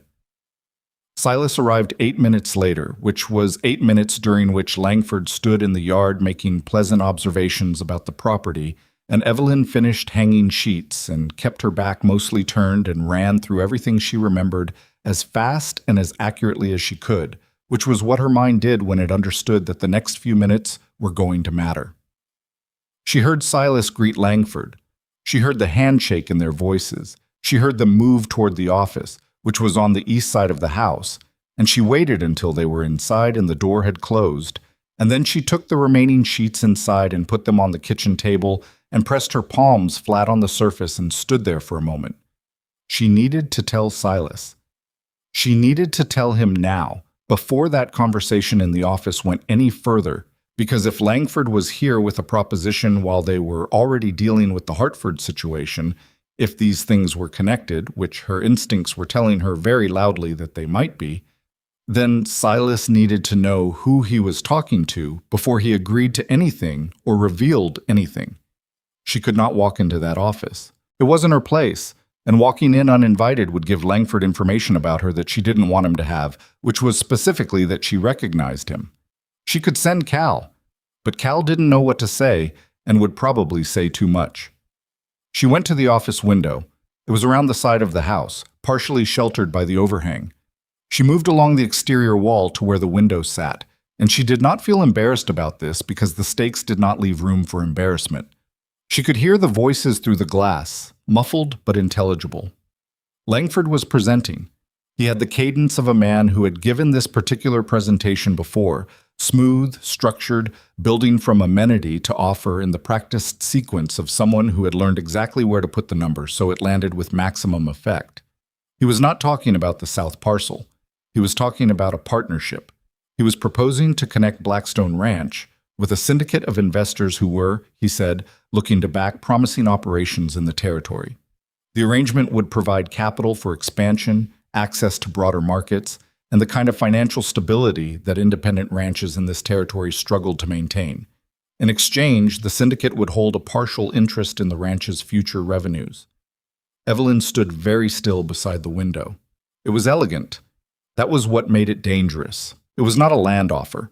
That was too direct, and apparently Langford, or whoever was directing him, had decided a direct offer for the land was too likely to raise questions.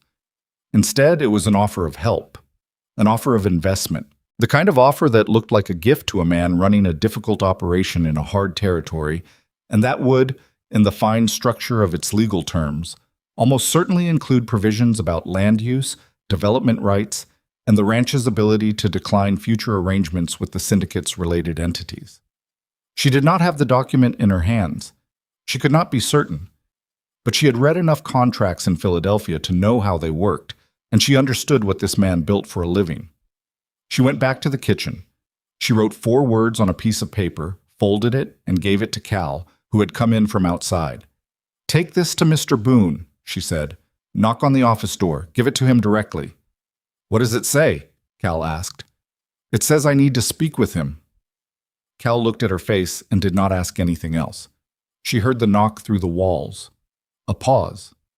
Silas's voice. Another pause. And then footsteps in the hall. Silas's specific footstep, which she knew now the way you know the sound of a house you've lived in long enough. He came into the kitchen. He looked at her. She said quietly, "Do not agree to anything in that room." His expression didn't change, but something behind his eyes sharpened. "Talk," she told him. Quickly and precisely.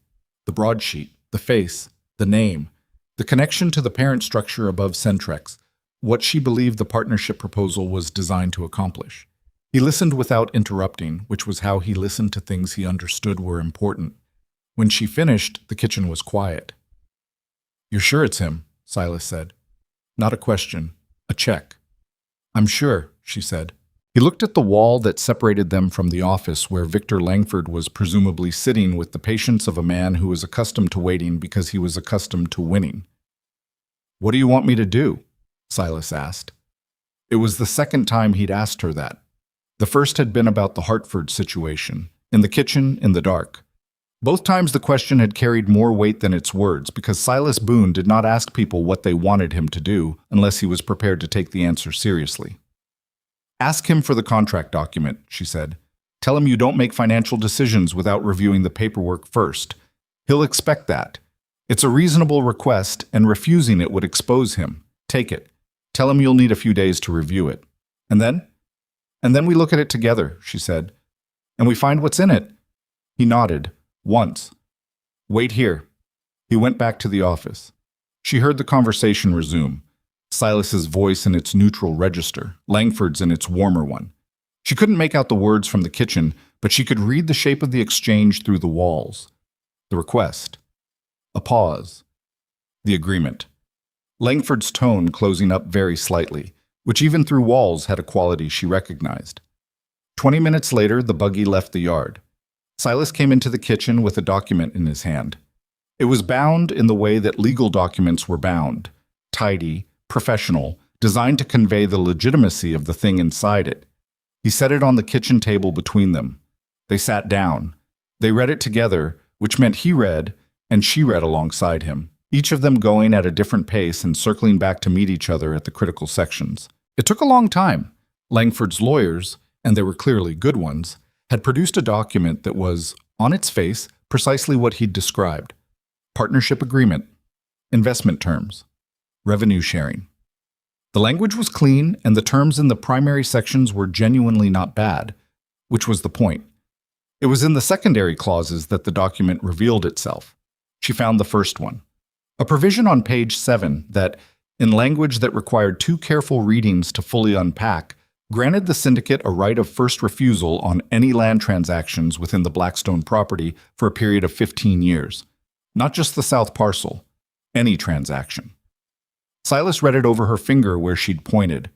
She found the second one on page 11, a development rights clause that allowed the syndicate to pursue infrastructure arrangements on the property, including, and the phrase was buried in a subordinate clause, right-of-way agreements with transportation entities, without requiring separate approval from the ranch, provided the arrangements were consistent with the syndicate's investment interests. Right-of-way agreements with transportation entities. On a ranch whose south parcel sat directly in the path of a planned rail corridor. Silas read it. He sat back in his chair. Neither of them said anything for a moment. "They're not buying the land," Evelyn said. "They're buying the ability to do whatever they want with it without having to buy it at all." Silas's jaw was doing the thing. She had learned to read that jaw. It meant he was holding something tightly that he did not intend to release in the form of words. "If Hartford sells the south parcel through the original offer," she said, "Centrex gets the land on the rail route. If Hartford doesn't sell and the ranch takes this partnership instead, the syndicate gets the right-of-way without buying anything." She looked at Silas. "Either way, They get the rail corridor. They've structured it so there's no outcome where they lose. Unless we don't take either deal, Silas said. Then they wait, she said, or they find another angle. Operations like this don't stop because one target says no. They adapt. Silas stood up. He walked to the window. He was doing the thing where he needed to move in order to think clearly, and she let him do it without filling the space. Hartford needs to see this document, he said. Yes. And he needs to understand that the original offer and this partnership are connected, that they're not two separate opportunities. They're two prongs of the same strategy. Yes, she said, and that's harder to prove. The legal structures between Centrex and the syndicate will be layered. You won't find a direct line from one to the other in anything we can access. Garrett, Silas said. He turned from the window. If the Missouri case involved similar dual structure arrangements, that's the pattern. She nodded slowly. And if we can show Hartford that this is a method, documented across multiple states, then even without a direct legal connection between the two offers, the argument becomes, this is what this company does, and it is currently doing it to you. He looked at her across the kitchen. The lamp was lit because the afternoon had gone dim while they worked, and in the lamplight, his face had the kind of expression that happened when someone had made a decision and was in the process of recognizing what it would cost. If I take this to Hartford and he sides with Langford anyway, Silas said, I'm finished at this ranch. Hartford won't keep a foreman who accused his business associate of fraud and couldn't prove it. She met his eyes. I know. And if Langford finds out who you are, what you know, before this is resolved, your position here becomes complicated in a different way. I know that too, she said. He held her gaze for a long moment. Are you sure about what you saw on that broadsheet? I've been sure since the moment he walked into this yard, she said. I have been wrong about people I needed something from. I am not wrong about people who took something from me. The distinction landed. She saw it land. He was quiet for a moment with it, and then he nodded. Not his quick single nod of decision, but something slower, the nod of a man who has heard something true and is giving it the weight it deserves. Then we build the case, he said. Everything we have, everything Garrett sends us, everything in that document, we put it together and we send it to Hartford with the clearest letter I know how to write. He paused. And then we find out what kind of man Hartford is. What do you think he is? She asked. Silas considered. I think he's a man who cares about money and doesn't like being made a fool of, he said.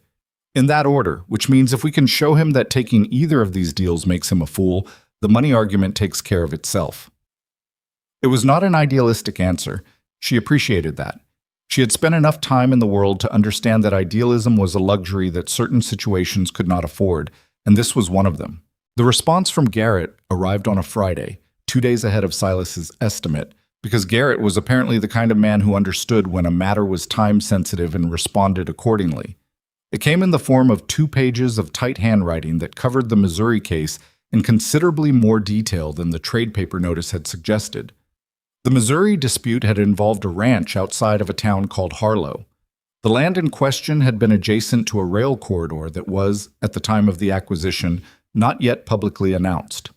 The buyer had been a company called Western Venture Associates. Different name, same structure. The acquisition offer had been accompanied by a separate partnership proposal offered to a neighboring property. The rancher who'd taken the partnership proposal had within 18 months found himself legally unable to refuse a right-of-way agreement that the partnership contract had made binding. He had lost the use of a third of his working land. The rancher who had sold the adjacent parcel directly had received a fraction of what the land was worth once the rail line was announced. He had later tried to have the sale reversed on grounds of material misrepresentation. The case had settled out of court, terms sealed, and the man had moved his remaining family to a smaller property in another county.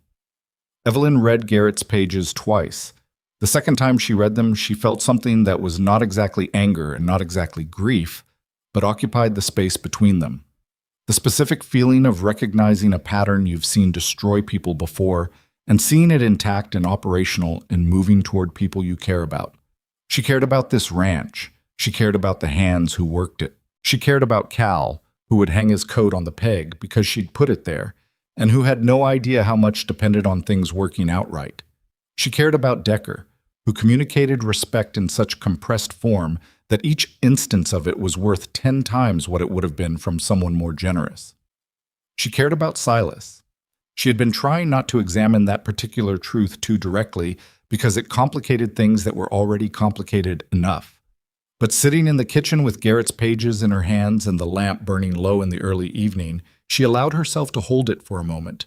The fact that this man had saddled an extra horse for a stranger on the worst morning of that stranger's life, and had given her work when work was dignity, and had said her first name in a doorway like it was something he'd been saving up. She allowed herself to hold it, and then she set it aside, because the most useful thing she could do for that feeling right now was to win. She went to find Silas. He was in the barn, which was where he went at the end of difficult days. She walked in and handed him Garrett's pages without preamble. He read them in the lamplight of the barn, leaning against the stall door of a horse who snuffed at his elbow periodically with the patient curiosity of an animal that had learned he kept useful things in his pockets. He finished reading. He was quiet for a moment. "Same structure," he said. "Exactly the same," she said. "Different names, different state, same method." He folded the pages. He was looking at something above and beyond the barn wall, that quality of looking he had when things were settling into their final form inside him. "I'm going to write to Hartford tonight," he said. "Everything. The document, Garrett's report, Centrex, Langford, all of it." He paused. "And I'm going to tell him that I believe he is currently being worked by people who have done this before and know exactly how to do it, and that I cannot in good conscience manage his property without telling him what I know." She looked at him. "You said if Hartford sides with Langford, you're finished here." "Yes," he said. "You're doing it anyway." He looked at her. In the barn light, his face was direct and unguarded in the way it only got when the stakes had passed the point where guarding things made sense. "I know how to do a lot of things," he said. "I can manage a ranch, I can work livestock, I can handle difficult men in difficult seasons, and most of the things this territory throws at you." He paused. "I don't know how to look the other way. I've tried. It doesn't take." She stood there with that for a moment. "Evelyn," he said. There it was again, her name in his voice. "Whatever happens with Hartford," he said, "I want you to know that what you've done here, what you figured out, what you brought to this, it matters. It would have mattered even if nothing comes of it. You fought for something that wasn't yours to fight for." "It is mine," she said. The words came out before she'd fully decided to say them, which was unusual for her. "This place, it's—" She stopped, started again. "I arrived with nowhere to go, and somewhere in the past months this stopped being nowhere." She met his eyes. "So, yes, I fought for it." The barn was very quiet. The horse snuffed again. Somewhere outside, the wind had settled into its new spring direction, warmer from the south, carrying something that felt like a different season finally arriving. Silas looked at her for a long moment with an expression that had stopped performing anything and was simply what it was.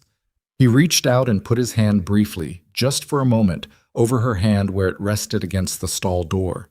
He didn't say anything. She didn't say anything.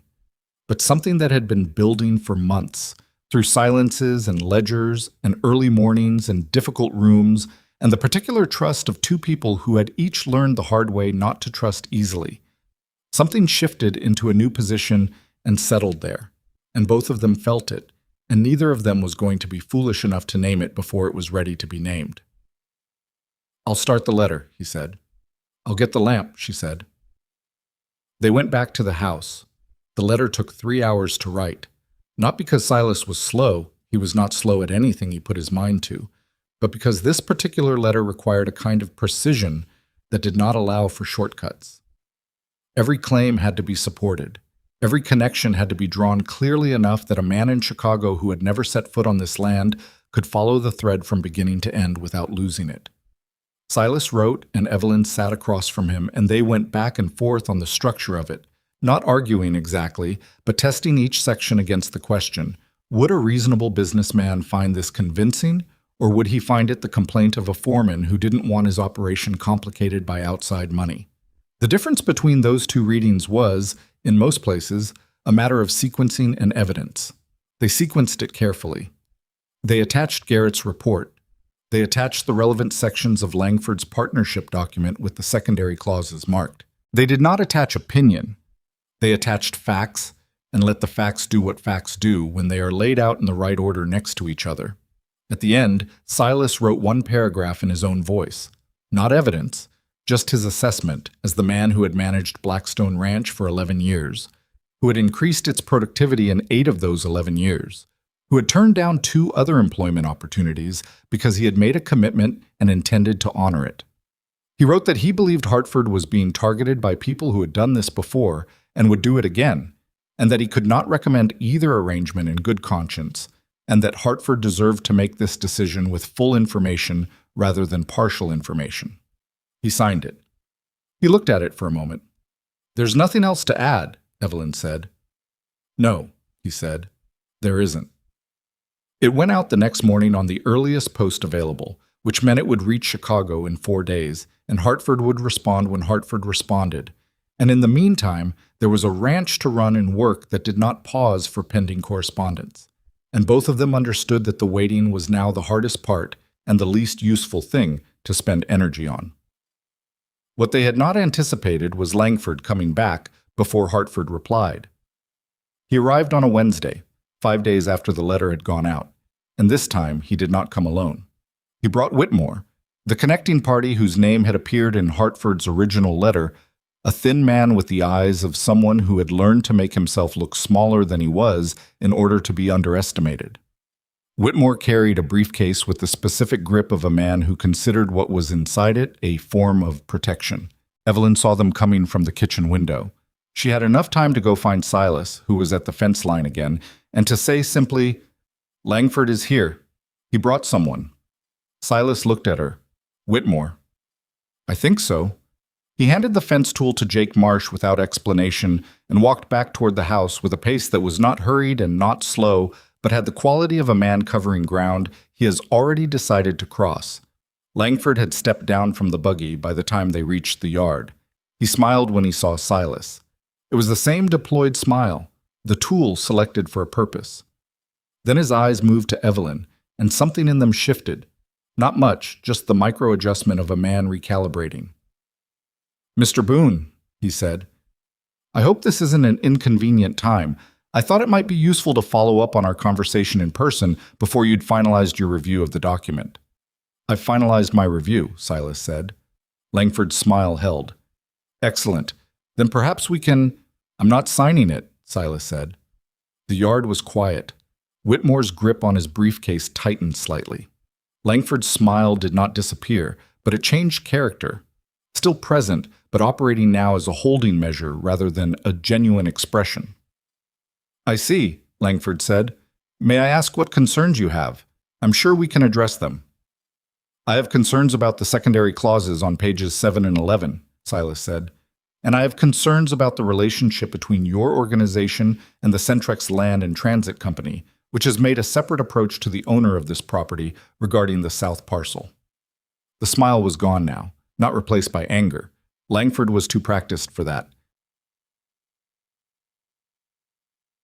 Langford was too, replaced by a careful blankness that was its own kind of expression. "I'm not familiar with any connection to—" Whitmore started. "I didn't ask you," Silas said without looking at him. Whitmore stopped. Langford looked at Silas for a moment. Then his eyes moved to Evelyn, and this time they stayed there. And this time the assessment in them was different from the first time he'd looked at her in this yard, the first time she had been furniture to him. Now she was a variable he was trying to place. "Your housekeeper seems very involved in your business affairs, Mr. Boone," he said. The tone was pleasant. The words were a probe. "Yes," Silas said, "she is." Langford looked at her a moment longer. She met his gaze without expression. She was not going to give him the satisfaction of a reaction, and she was not going to confirm or deny what he was trying to determine. She simply looked back at him the way you look at something you've already made a decision about.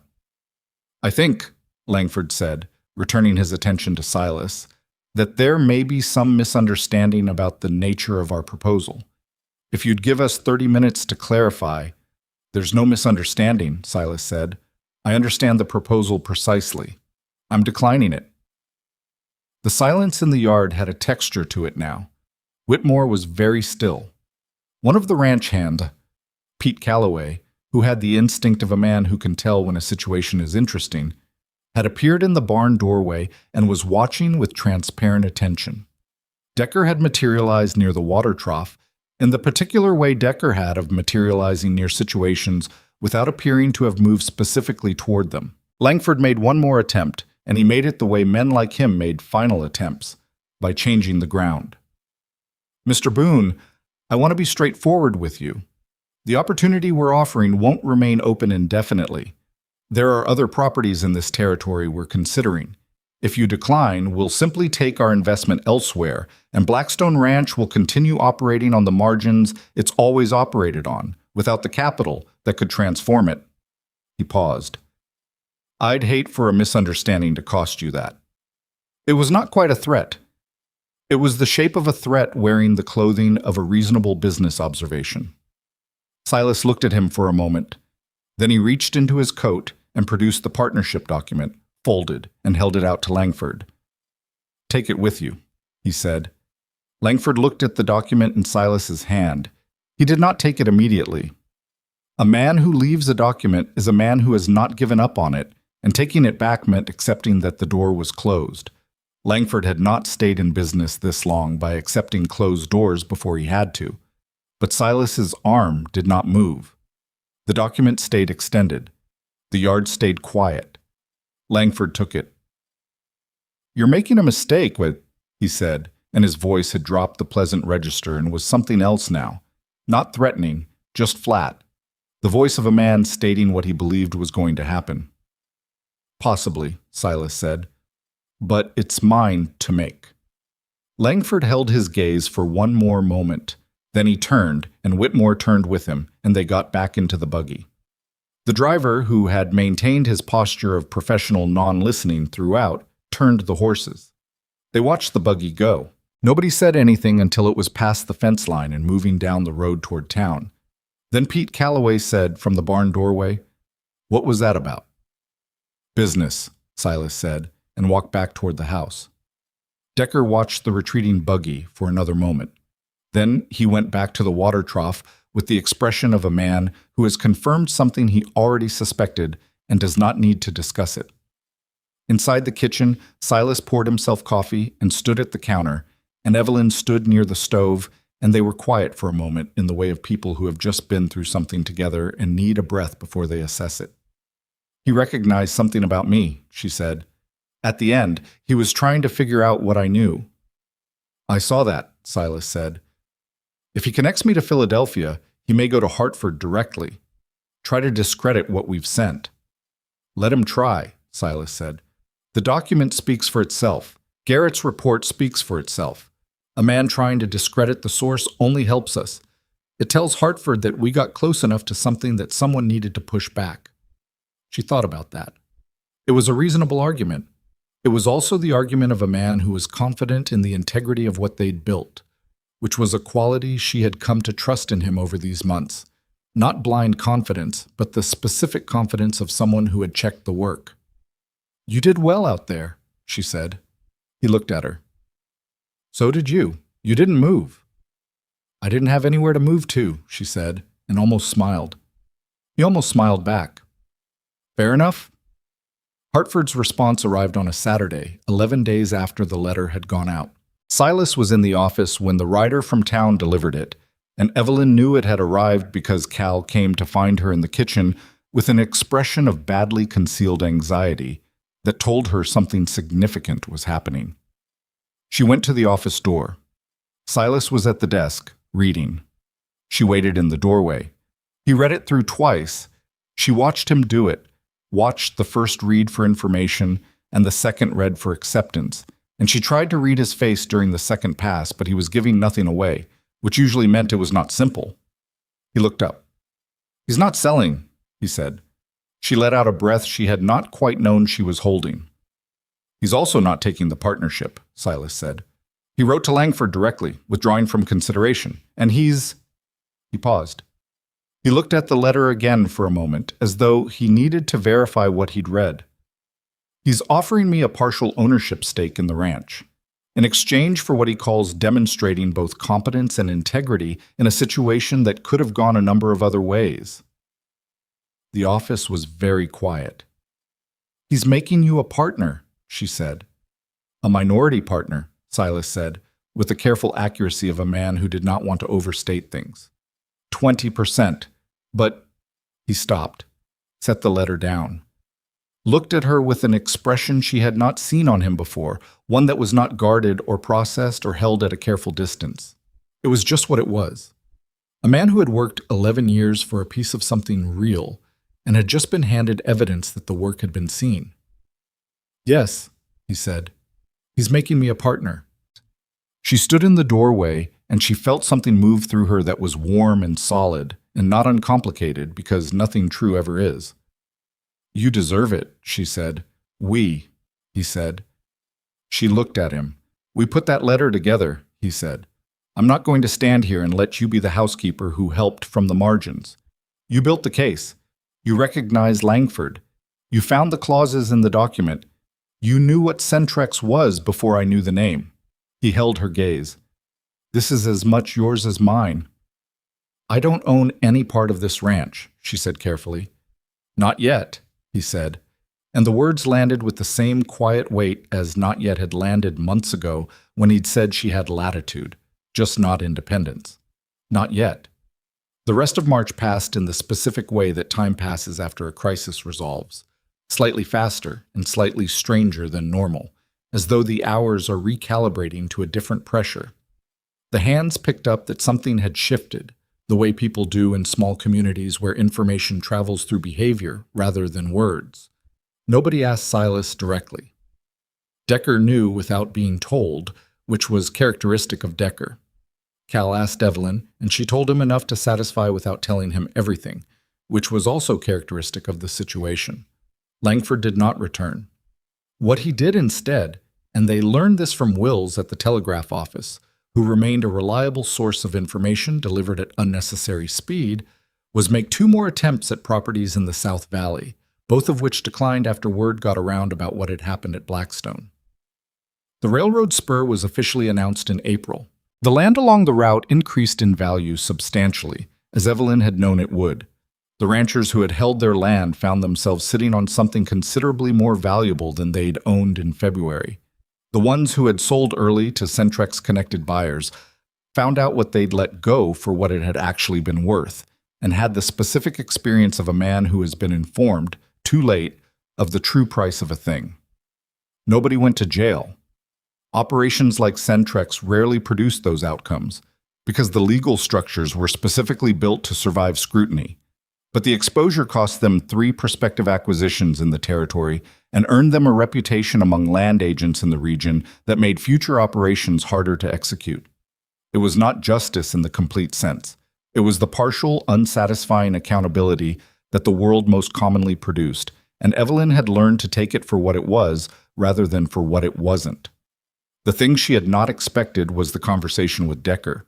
It came in May, in the kitchen, on a morning when the ranch was loud with spring work, and the 2 of them happened to be the only people inside. He came in for coffee, which was normal. He poured it, which was normal. He stood at the counter for a moment, which was normal, and then he turned around and looked at her with the specific expression of a man who has been formulating something for a long time and has decided it is time. "You're not leaving," he said. It was not quite a question. "No," she said. He nodded slowly, drank his coffee. "Good," he said. Then, after a pause, "When I came to this ranch, I came because I had nowhere else to go, same as you." He looked at his cup. "Silas gave me the work without asking about the before. That matters more than people think it does." She looked at him.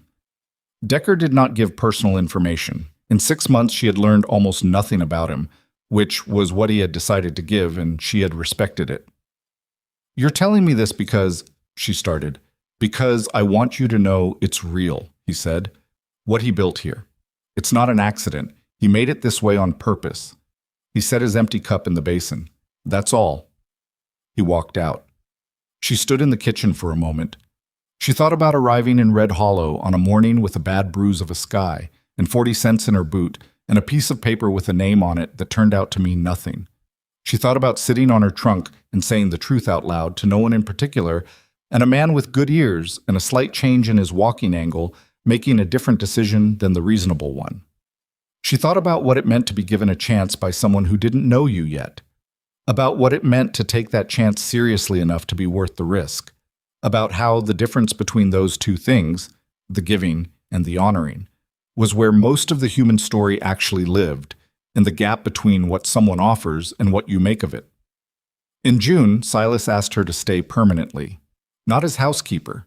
He said that part clearly and first, because he was a man who established what he did not mean before he said what he did, which was its own form of precision. They were at the kitchen table, which was where the important things between them had always happened. The ledgers, the Mercer confrontation, the Centrex documents, the letter to Hartford. The table had become a kind of geography of what they'd built together, and sitting at it felt different now than it had in September, when she'd laid out the first supply discrepancies with her hands slightly unsteady, and her position new enough that she hadn't been sure she had the right to say anything at all. "I'm not good at this," he said, which was the most honest thing he could have opened with, and therefore, for him, the natural choice. "I know," she said. "I've spent 11 years building something here," he said. "I know how to run a ranch. I know how to manage people and livestock in difficult seasons. I know how to do a lot of things." He looked at his hands on the table. "I don't know how to ask for what I'm trying to ask for without it sounding like I'm offering you an employment arrangement." "It's not an employment arrangement?" she said. He looked up. "No," he said, and his voice was quiet and completely direct. "It is not." She looked at him across the table. 6 months earlier, she had sat across from this man and shown him supply discrepancies and watched him decide in real time whether to trust her read of a situation. She had been new and uncertain and carrying more than she showed.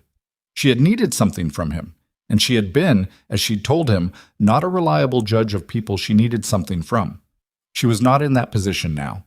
She had been here long enough to need nothing from him that she couldn't provide herself, which meant anything she gave him. She gave from a place that wasn't desperation. That distinction mattered to her more than she could easily explain, maybe because she'd learned what it cost to confuse need with choice, and she didn't want to make that mistake again, and she hadn't. She had built something here. She had done the work. She had stayed because she wanted to stay, and wanting to stay had, somewhere in the months of ledgers and early mornings and difficult rooms, become something that included wanting to stay near him. "Ask me," she said. He looked at her. He took a breath. "Will you stay?" he said. "Not as the housekeeper, as my partner, in the real sense of the word, in all the ways that means."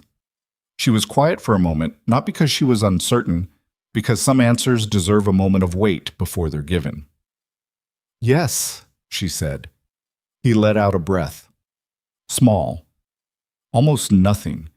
But she'd learned to read the small things. "All right," he said, which was what Silas Boone said when something important had been decided, and it was the most characteristic and most honest response he could have given. "All right," she agreed. Cal found out through the specific mechanism of being Cal, which was to say he asked Decker a direct question and received a direct answer, and then ran to the kitchen to express his feelings about it at full conversational volume until Evelyn told him there was cornbread if he sat down and was quiet, which achieved the quiet in approximately 4 seconds. The Marsh brothers shook Silas's hand. Pete Calloway made a speech that nobody had requested and that went on considerably longer than the situation required and was, in its own way, genuinely felt. Holt said nothing and patted Silas once on the shoulder, which from Holt was equivalent to a standing ovation and a parade. Decker said to Evelyn, "Good," which was what he had said 6 months prior about her handling of the supply figures, and which meant, from him, exactly the same thing it had meant then. They were married in August in a ceremony that was small and practical, and not without its awkward moments, because Silas was constitutionally allergic to being the center of attention, and Evelyn had not anticipated how strange it would feel to stand in front of people and have something private become witnessed. But it was real, and it was theirs, And when it was done, the ranch hands ate more food than the table was strictly designed to support, and Pete Calloway almost certainly cried, although he denied it with great conviction. What happened after was not a fairy tale, because they were not fairy tale people. There were hard years and good years and years that were both in different seasons.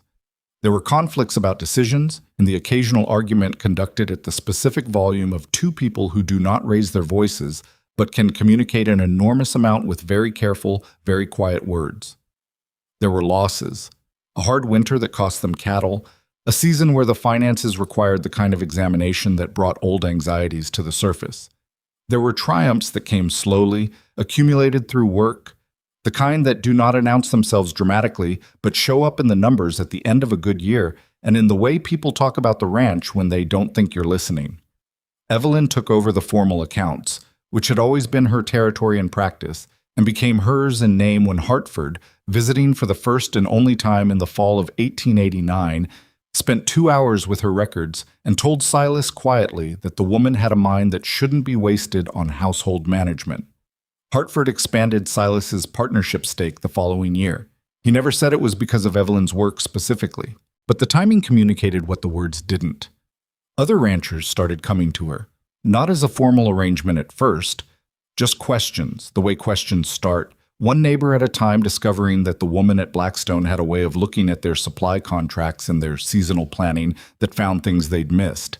It became, over a few years, something closer to a regular practice. She never charged what her time was worth because she was not certain enough of her standing to do that yet, which was a failing she was aware of and working on. The south parcel stayed Blackstone land. The railroad was built 2 miles to the east of the planned original route, which meant the parcel was not directly on the corridor after all, but close enough that its value had increased and would continue to increase as the territory developed. Hartford was satisfied with this outcome. Silas was satisfied with this outcome. Evelyn was satisfied that the decision to protect the land had been made on principle before anyone knew the railroad's final route, which meant it had been made for the right reasons rather than the profitable ones, and that made it mean more. Langford's name came up once more in a newspaper item 2 years later. A brief notice about a company reorganization in St. Louis involving entities connected to Centrex.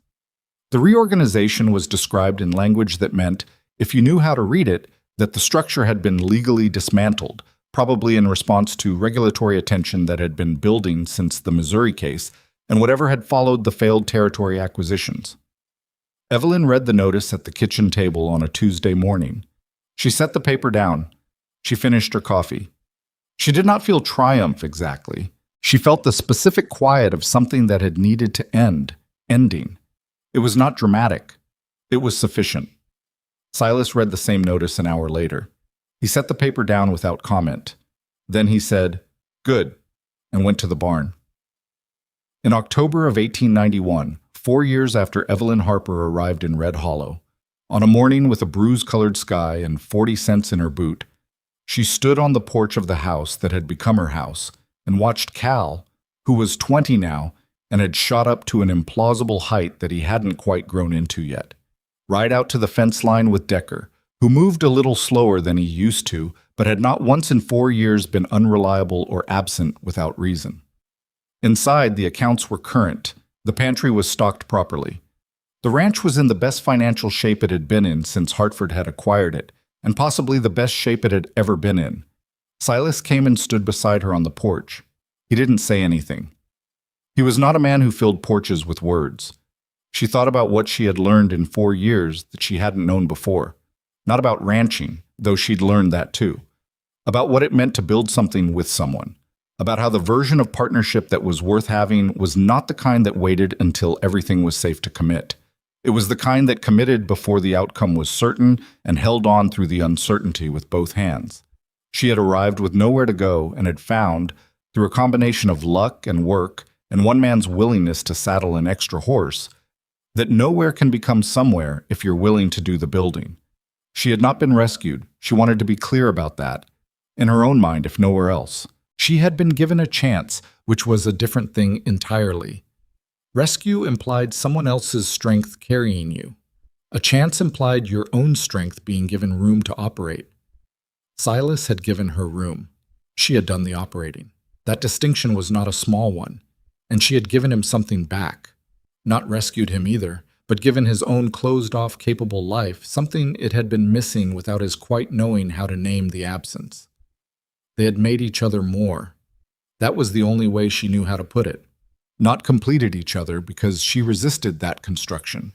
It implied that the individual was insufficient, and she believed the individual mattered, but expanded, capable of more together than either had been in the determined solitude they'd each been practicing before the morning their paths crossed on a dusty street. "Cold coming," Silas said. "I know," she said. "I've already talked to Decker about the winter stores." "I figured you had," he said. She looked out at the land. The sky was doing something beautiful in the west, the way the sky out here did in October. Colors that had no business being as vivid as they were, orange and deep red, and a blue that was almost purple at the edge. She had come to love that sky. She had not expected to love this place. She had come expecting to survive it. "Silas," she said. "I'm glad you heard me," she said. "That morning." He was quiet for a moment. The wind moved across the yard in that easy autumn way, carrying the smell of the land and the distance. "So am I," he said. They stood there for a while longer as the light changed, not saying anything else, because everything that needed to be said had been said in one form or another over the course of 4 years, in kitchens and offices and barn doorways and difficult rooms, and one late night at a table covered in evidence that 2 careful people had built into something that had mattered. The cold came in that night. They were ready for it. They were, by now, always ready.